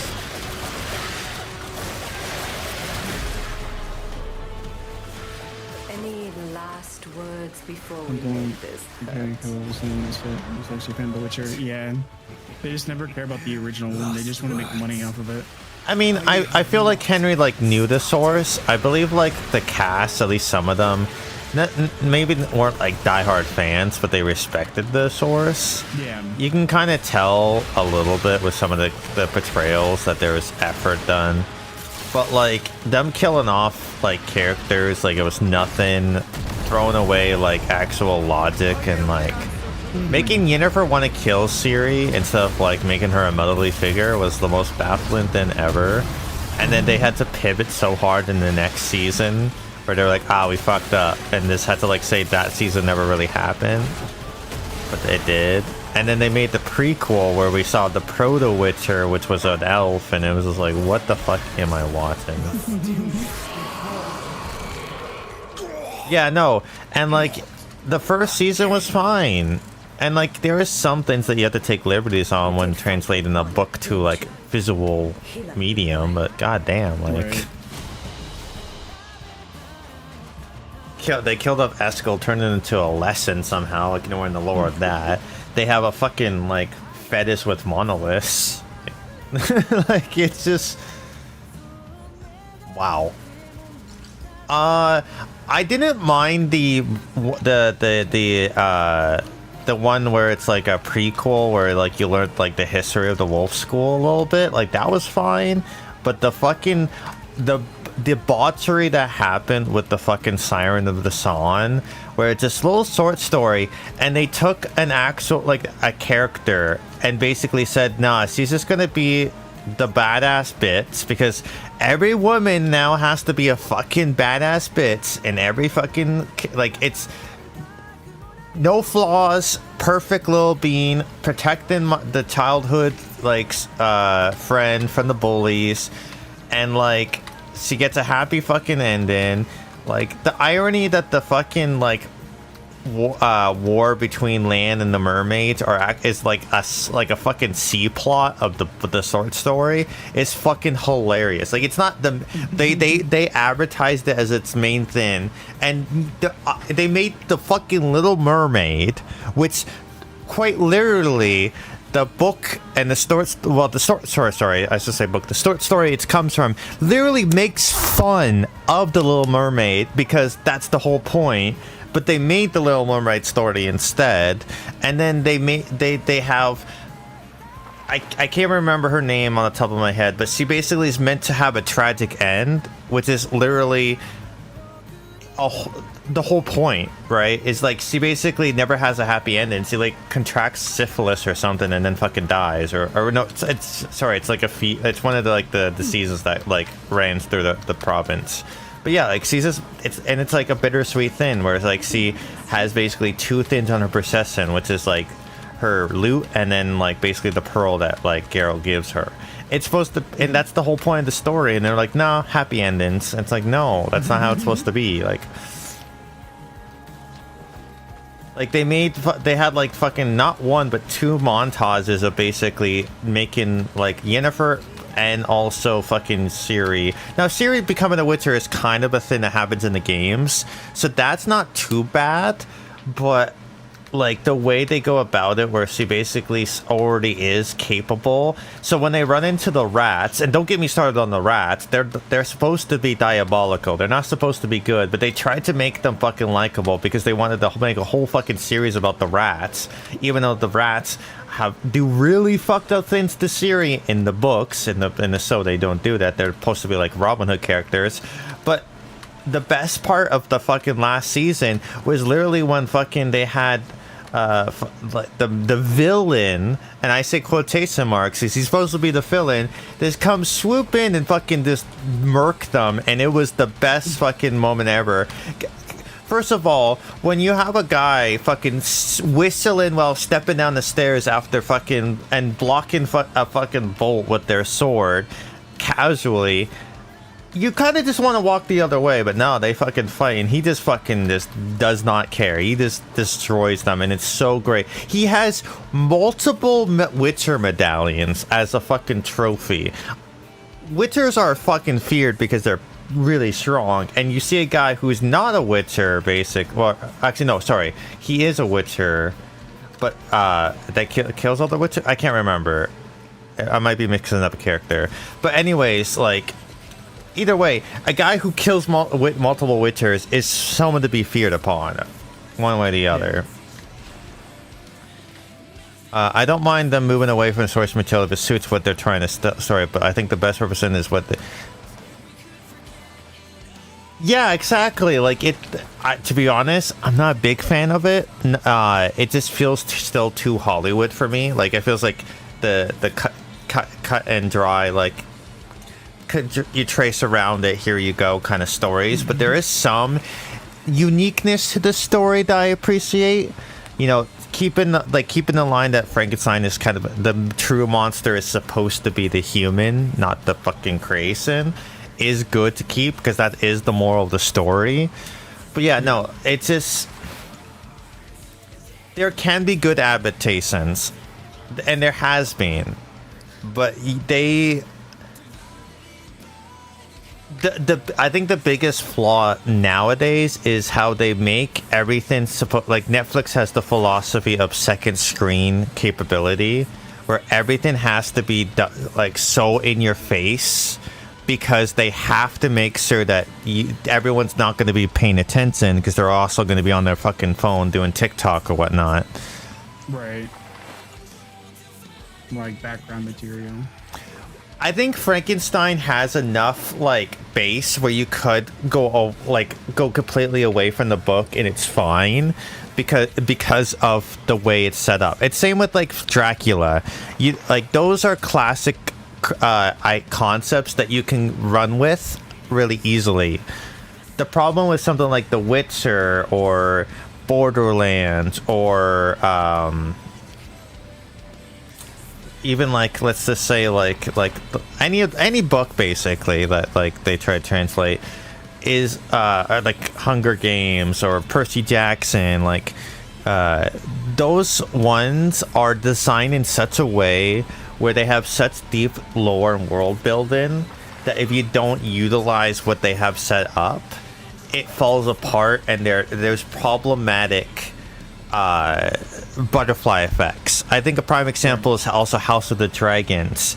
Them removing an entire character who's technically a minor character in the grand scheme of things, but really changes the whole thing. I'm going to talk about spoilers, so if you don't want to be spoiled about the House of the Dragon, but trust me, it doesn't matter in the end. But so a really big plot point within the House of the Dragon, which is, you know, a side little like history lesson, is that the Greens have kids. In fact, there's 3 kids in total. There's 2 boys and a girl. They only have 1 boy and a girl in the show. And a really big problem is that when Blood and Tease happens, Helena is supposed to make a choice which son to kill and which son to save. And it's a big whole thing, and it's really fucked up because the guys basically killed the one that she doesn't choose. Essentially, the mama's favorite. And then tells the boy, hey, your mama was going to let you die. And which is so fucked up. And that plays a big part in like how he acts and all like that. And Helena also goes fucking crazy because of that, because of the trauma. And then, but that's not there in the show. So now you just have 1 boy got killed, and then there's just the daughter remains. It really kind of has a really bad butterfly effect at that point, because like so many big events happen later on that just doesn't exist anymore because they removed a character, basically a character that history-wise is important for the history of the show, or of the world, that might not be explored in Game of Thrones, in the House of Dragons, but later down the road that connects to the actual Game of Thrones. I will say, like, the first few seasons are great. The later seasons, they're not too bad until you get to the very end. Like 7 and 8 are horrific. They just fucking throw out everything out the window at that point. But 6 and before are completely watchable, and I think that it's not too bad. But yeah, no, it's just there's a really weird fanfic happening with House of the Dragons where the director basically just wants to see fucking 2 girls make out, essentially. Like, that's the bottom line. Like, they just like it's that, like, the amount of fucking like glazing that he does for the characters. Like, the whole point of House of the Dragons is that there's no good character. Like, everyone is flawed. But no, they had to have these morally gray characters, and like here, who do you root for? Oh, and this, it's like, no, they're both basically it's the whole point is that these two, like, the Targaryen family is so fucked up and so full of themselves that they've caused so much destruction and essentially implode on themselves at the cost of the little people. Simple as that. And then not only that, but House of the Dragon's not even over, and then they release fucking Knights of the Seven Kingdom, which essentially spoils the result of the House of the Dragons. Technically, I don't think that they reveal it necessarily, but you kind of know to some degree, like clearly, like the it's just. Yeah, I'm sorry I went on a rant there. No, you're all good. Yeah, dragons, cool. And on top of that, they fucking removed a really cool character, Nettles, and basically gave that to one of the fucking twin girls, fucking Rhaena, just because, which sucks. Which also removes a dragon. Oh yeah, no, like, I'm a big person. I love to read and stuff like that. But yeah, like, if you love dragons, that's great. But they're also accent dragons because of that. And like,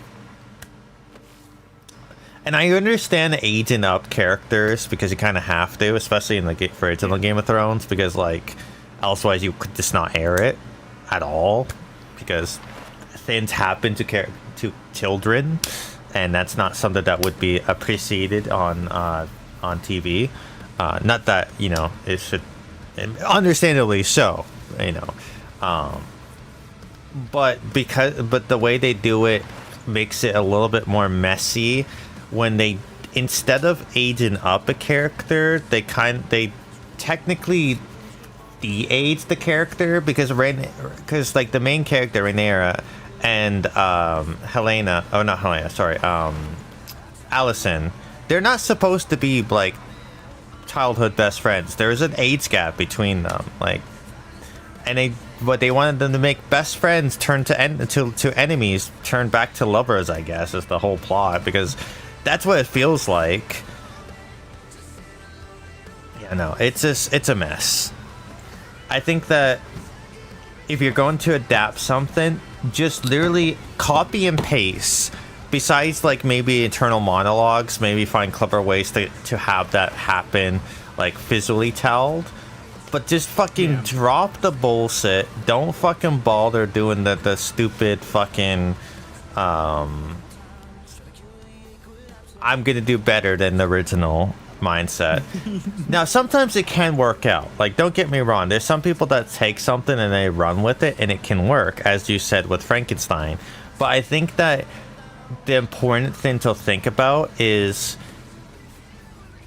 depending on this, like, if the source is kind of very, like, because like Frankenstein as a story is very broad of a story, like of a story structure. Like, you could put Frankenstein in, well, obviously, if you modernize it, there's a little bit of, but like, you could put Frankenstein kind of in any like location, like, and it still can work. Like, you could put it in any country, and it still could make sense, right? Like, you like, obviously the names might have to be technically changed, and they do that constantly. Like, but like, the concept of a mad scientist taking body parts and bringing it back to life is so simple that you could do that and change any different aspect and it still feels fine, right?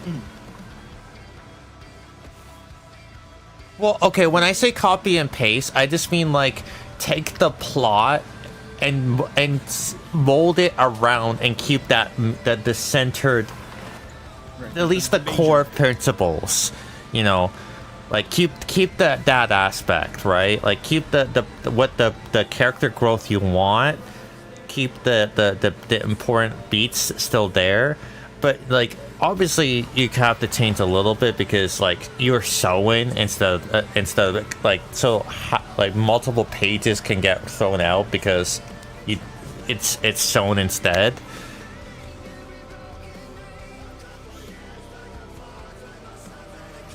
But like, so like obviously nothing like a 1-on-1 is not 100% possible, but I do think that you have to have some level of mimicry. I guess I don't know if that's the right word, but like Keeping the same continuity. yeah, same continuity. Yeah, you have to hold the themes. Yeah. Keeping the same vibes. I think another prime example of like what a horrific fucking adaptation could be is the new Withering Whites. I think it, Withering, whatever it's called, the fucking whatever that thing was. Because like turning a story into basically a fucking smut book. when the original person who wrote it was not the intention. Like they like it's supposed to be very toxic, but they try to romance toxicity in such a way that's like what? Yeah, it's fucking weird. Yeah, definitely. Yeah, exactly. Like it's just so like, what am I watching? What am I reading? Like what I'm like when you read it, you're like, what am I fucking reading? But like it's thought provoking. When you're watching it, it's like, what the fuck am I watching? like it's supposed to be a dark romance, but like the plot doesn't even make any fucking sense when you watch it. Even though like you should it just nothing makes sense. Things happen, and then characters make decisions that are just so out there, and I'm like, what? Yeah. It's funny to watch because of how bad it is, but yeah, it's just that's a prime example. They somehow, after the Witcher like debacles, after fucking Borderlands, somehow somebody said, well, hold my beer and I'm gonna just let show you how to fucking really fuck up something. Hold my beer. Yeah, that's like the worst thing, that they'd be like, you didn't even reread the book before you did it. You're like, 15 years ago, or I don't know how fucking old she is, but however like many years ago, when she read the book. Also, I'm sorry, when you're 15, your concept of things is way different than when you're fucking, an adult. Like, going back and watching older stuff with the mindset of it being like an adult, you're like, oh, like there's so many times where you like relate to like the character that you villainized and be like, oh no, I get why they were like that. Yeah, exactly. Like, there's been a bunch of like research things on how like human mind like changes memories and basically falsifies things. Oh yeah, your memory is you're such an unrelated narrator that like, right. Yeah, I don't know. It's so bad. Like, yeah, like one up on the fucking Witcher director, because the Witcher director and all the writers never wrote the books of The Witcher, so I guess you can at least give her credit where it's due, where she at least read the book. But like, also, so many years ago that at that point, did she really read the book? You know, like,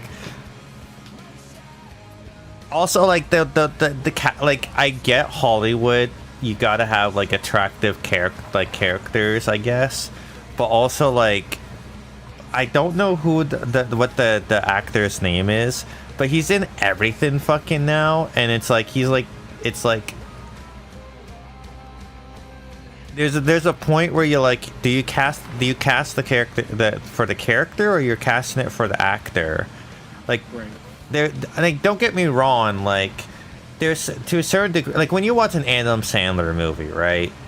You know what you're going into. Like him and it's basically Adam Sandler and friends basically playing themselves in a movie. But that's what you expect. And to be honest, he actually has some good movies, like overall. Like I think he's actually not bad. But because don't bring up new actors like they used to. Yeah, exactly. Like and there are talented actors out there. Like but there is a degree where it's like, where is the hire? What's the choice of the? Are you choosing a character or are you choosing an actor, right? Right. Like Ryan Reynolds plays Ryan Reynolds and everything. It's like that's just, he doesn't change anything, right? Some of his movies actually are good because it fits, and other times it's like it's like, am I just watching like some weird like alt reality of Deadpool, you know? Like and don't get me wrong, like if you're good at you're good at one thing, that's fine and dandy, but at other times, like fucking no, like. And don't get me wrong, like Kevin Hart, to bring up like the Borderlands thing, he can play serious roles, and he has some good fucking movies where he actually does really well. But like, I think it's McKenna something another. I can't, like, she's a young actress, like she's popping up in everything. I feel like C is okay. Like, she's a pretty good actress, so like her popping up everywhere is fine. She's actually getting basically yelled at for basically being in everything, and it's like, well, if you're good, I don't fucking care.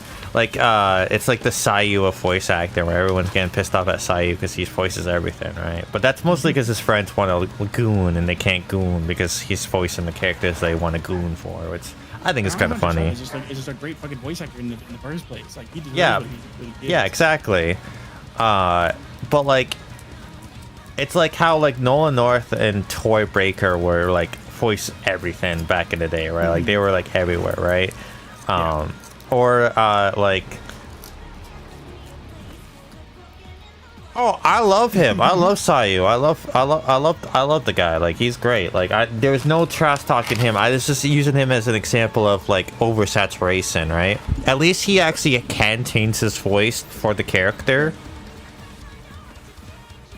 Though I think so it's like, for example, like Neil Newborn, right? He has a very specific kind of voice that even though he does change his voice for different characters, you can pick up, oh, that's Neil, similar to how like, and that's not too bad, but at least he also has range, right?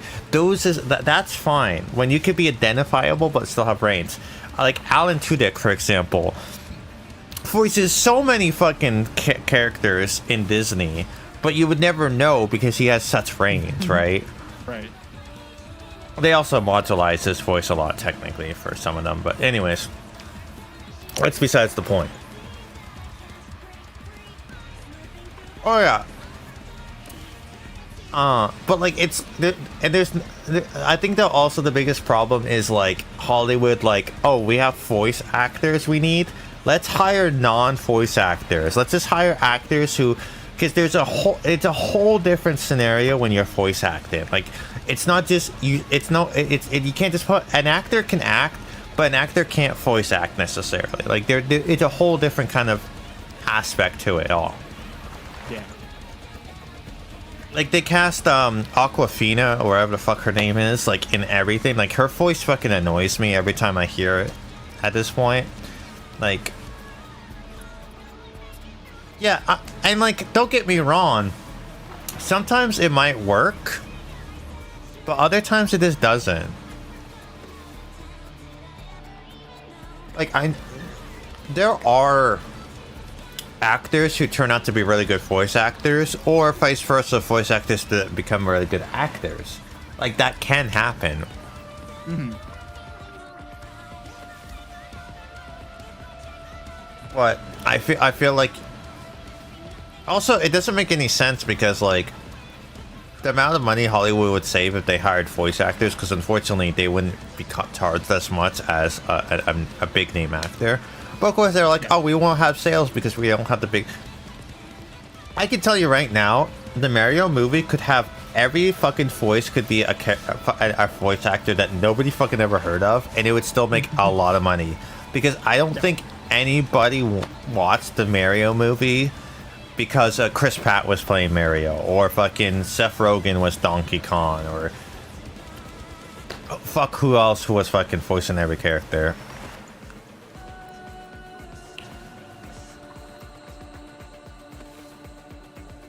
You know, Hollywood doesn't respect anybody's time or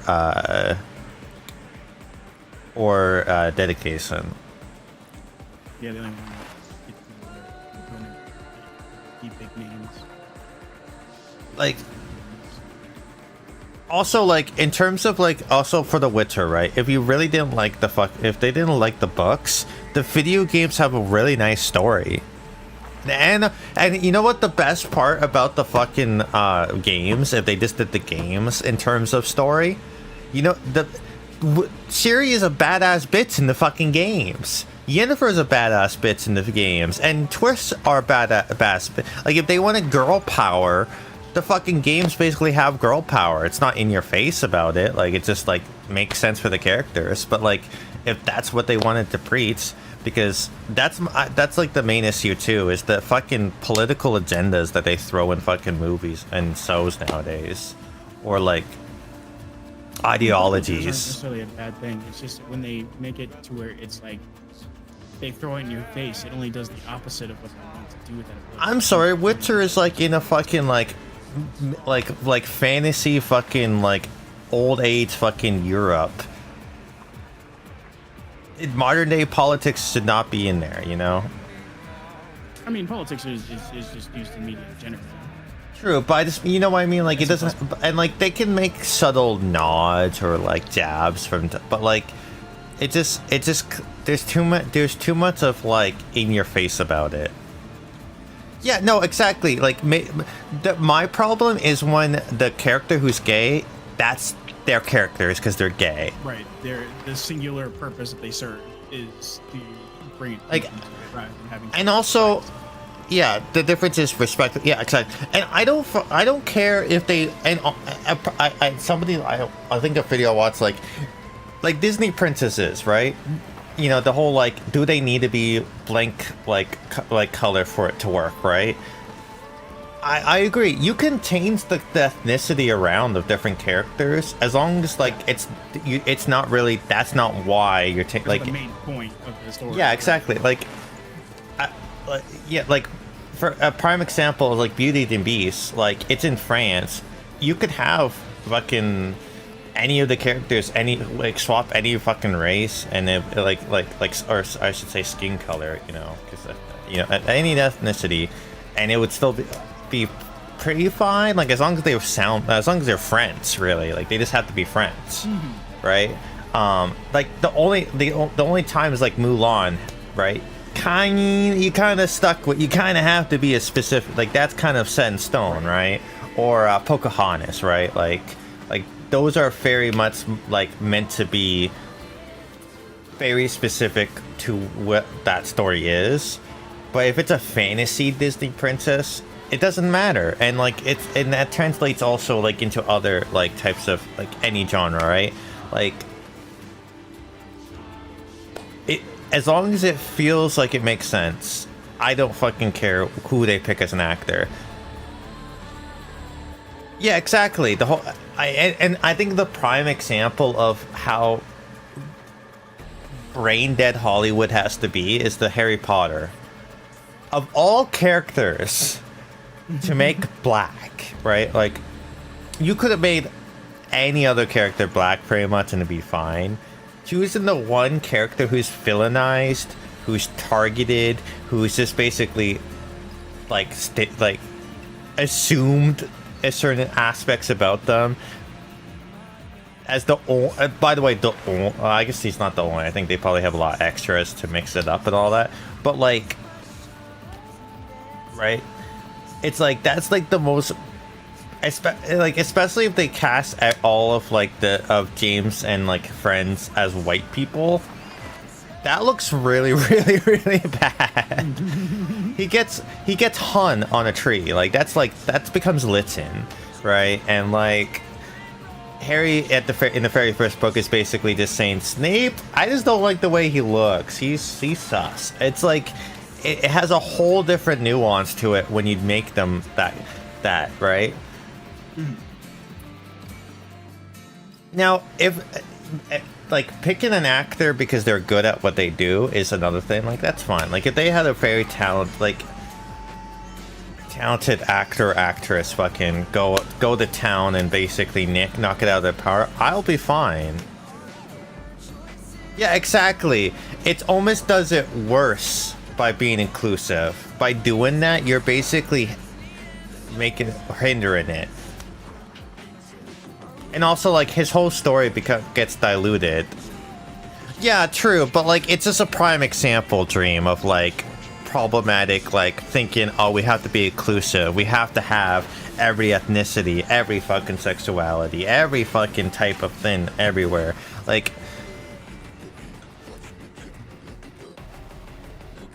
and they also don't know fucking, but then they include like mental, aspects like autism and you know, bipolarism, and like they throw that in now too, and it's like, no, like, no, thank you. Like, I just want to watch something and not feel like every time they introduce a character, it's like, here's the blank, here's the blank, here's the blank. Like, no. Diversity is fine when it's not just a checklist, is what I'm trying to say. Like, you can have a mix of everything, and as long as that's not the focal point. Like, if the character is there because they have some relevance to the plot for any other reason besides, oh, we just have to have the gay character, we have to have the Asian, the black, the Latina, you know, etc., right? Like, as long as it's not that's the reason why they exist. If they're just a character that's just a character and who they are happens just to be who they are, that's fine. Diversity is okay when it's just a byproduct of just picking talent.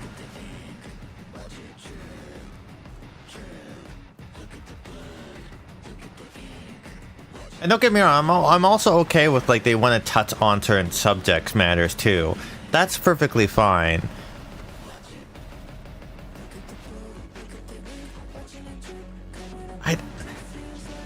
I mean, yeah,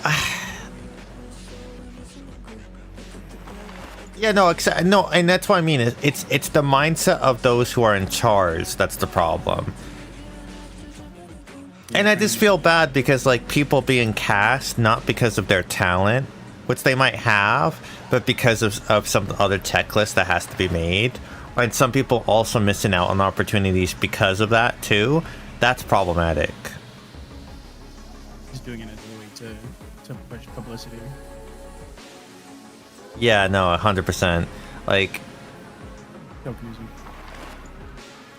I think a prime example too of like something that kind of works is in Percy Jackson's adaptation, right?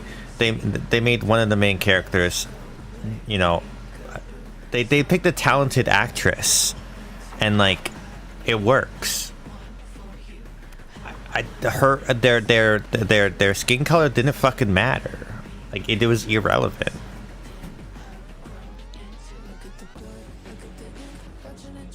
Okay, don't get me wrong, they have talent, but I believe that there is some factor to some degree of, like, they have to also have, like, they were looking for different things. Oh yeah, Nepo Baby, yeah.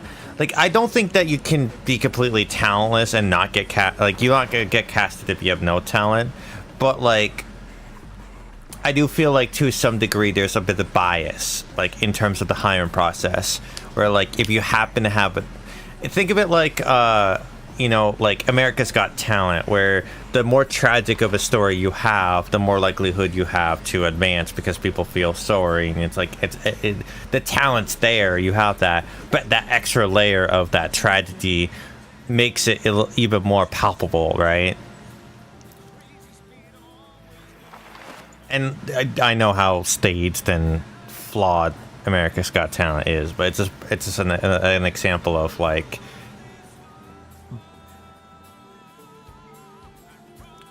I think the better way for me to phrase it is that they cut, but with the choices that they make.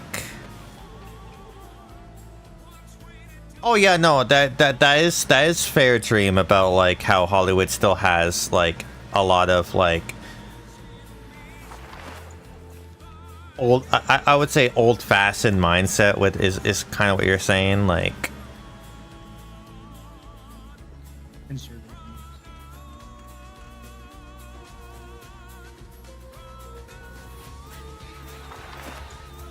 And like I think that that might be something that, and also you can time in here. So I feel like I'm talking so much. If you have input you want, okay. I don't want to be rude.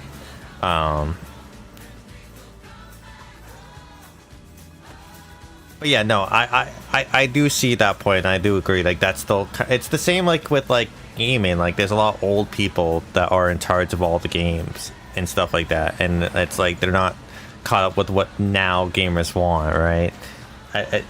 There is still that issue where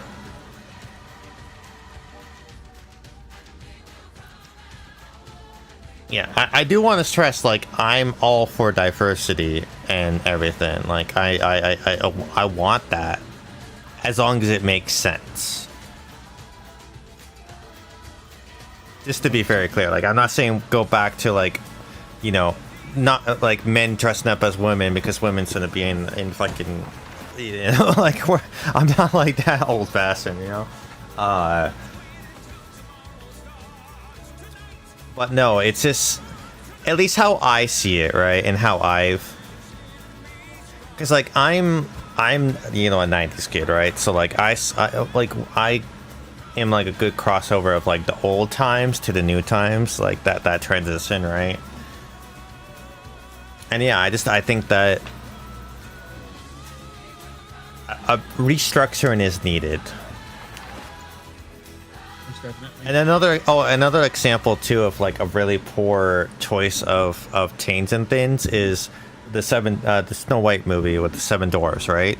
Like they were worried about offending little people by having the dwarves, even though the dwarves are not dwarves, they're fantasy creatures. Like. Right. So they were like, oh no, so like it's like, oh well, we'll just hire random people, and it's like okay, and then they decided to do CGI instead, and they're horrific nightmare creations. It's like, well, I think like but and it's like, no, it's not offensive, like. Now only hiring like people because like that touches upon like hiring people because of a specific aspect about them, like hiring little people to play little people characters because the character has to be little is a flaw, but it is the problem, right? There's the 7 dwarves, there just happen to be dwarves, and hiring little people that can get that role is fine. But like, if there's another role that actor or actress does a really good job, it shouldn't matter if they are, you know, of certain stature, right?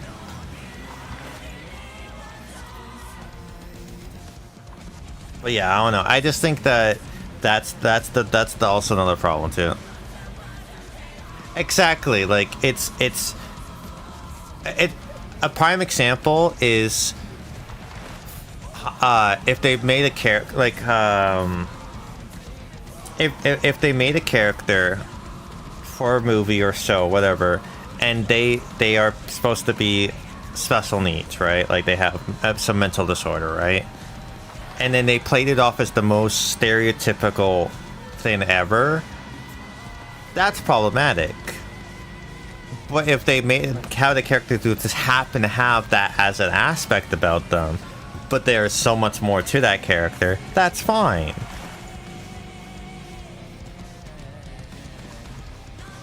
Like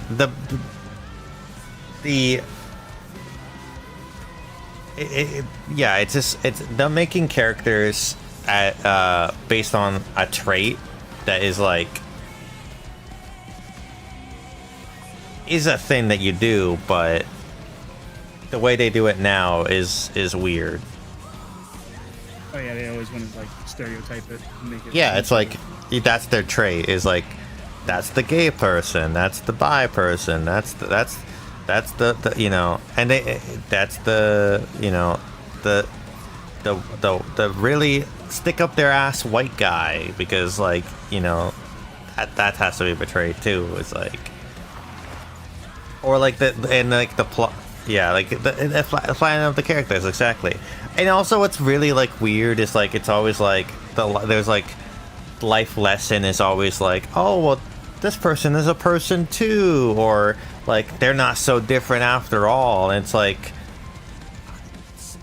yeah, I mean, though that kind of story is fine from time to time, but if that's like every movie is basic or show is basically that kind of plot, where it's just trying to like accept people for who they are is the premise.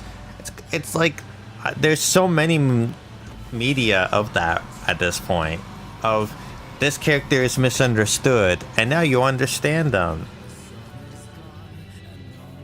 And Hollywood especially is so fucking scared to make a main character with flaws.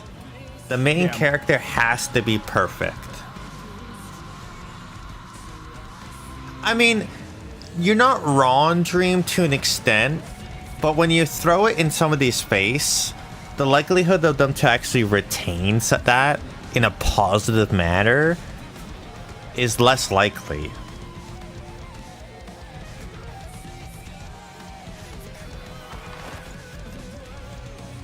I mean, nowadays that's what they do. The whole like second strain thing, where like they have to like regurgitate the information to you, and you know, like I don't know if you watched like the like Stranger Things like last season and its hilarity, but like yeah, it's like it's okay to have like nuance to characters, have characters who are not perfect. It's okay to also hide things and let the viewer discover it on their own. And maybe they miss it on the first time watching, but then you rewatch and you're like, oh wait, I start to see it. Like that's a fun thing. Like there's so many. Like imagine like watching The Sixth Sense and them being so in your face about the plot twist right away because they don't want you to miss it. So they make it so fucking obvious throughout the entirety without any subtlety. Because if you watch The Sixth Sense, there is so many hints. And it's in your face about it right from the get-go, and I'm being very careful not to spoil it because I think it's a movie that if you haven't watched it you should, but that's perfectly good. But nowadays they would be so blatant about it, like they basically like zoom in on like something and be like, here you go, like don't miss it. Yeah, the writing is very bad. The way like, so like AI on itself is fine. It's the dependency people have with AI that's the problem. AI as a tool can be completely serviceable and fine, but nobody wants to use it appropriately. Okay, right now with generative AI, yes, 100% it's flawed, it's bad, it's disgusting. But like, if you, because like, pardon? Local AI. Yeah, exactly. Yeah. For information, yeah. Data Yeah. No. Yeah. The way AI is being used right now is very flawed and problematic. I'm not even gonna say like it, but yeah, it's. Yeah, exactly. Like that aspect of AI, right? Like those things, and like, you know, how like GPS works, and like, spell check and stuff like that. Like having it like be like that kind of thing is fine. Like those like assisting you. Yeah, exactly. Like. If AI was used as to assist, it's one thing, but to have AI essentially take over and essentially do things is the problem. And it's kind of funny because like there's movies about, you know, AI and like the problematicness of that. Yet like it's just, yeah. No, I think that it's very unfortunate that we live in an age where people want to be super lazy. People are lacking initiative, lacking motivation nowadays. Nobody wants to take the initiative to do something. Everyone wants to take shortcuts, and not even in a clever way.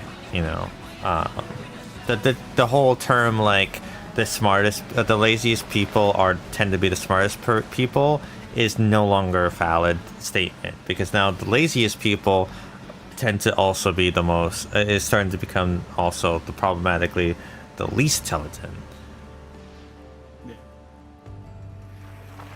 To be fair, yeah, the system is problematic, but there is a point. True, the term lazy is also loose. You're not wrong in that. But it's getting to the point where it's hard to not also blame the people, because there's only so much you can be like, hey, there's things, because people should have the minds of their own, and they're not. Like there's a very big problem with people blindly following whatever is the latest craze and like what's popular, and if everyone else is doing it, I have to do it too, is the mentality happening.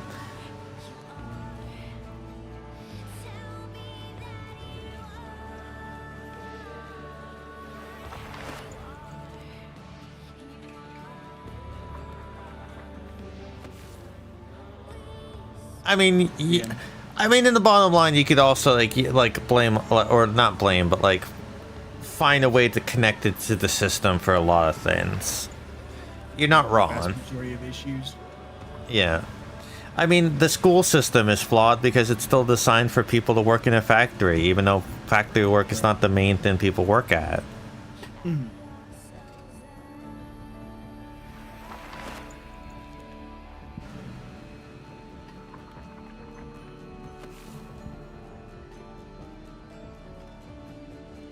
But yeah, no, I think that a reset of mentality has to be, like, something big major has to happen where to like have us revert back to a more proper kind of structure, which is unfortunately, you know, not gonna happen anytime soon at this rate.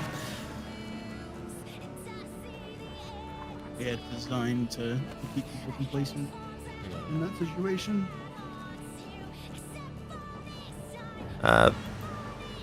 That being said, we are way past what we said we were going to fucking end at. As good of a conversation as this is, I think we should wind down. Yeah, I gotta... Yeah. Well, technically, the walk doesn't normally happen for another hour.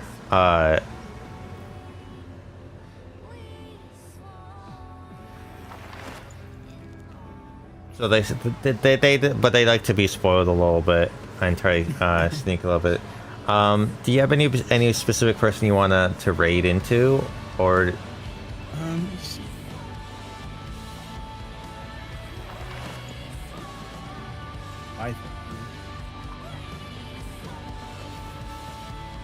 Oh, that's right, Sky. Oh, yeah, Sky streaming, so that's an easier, yeah.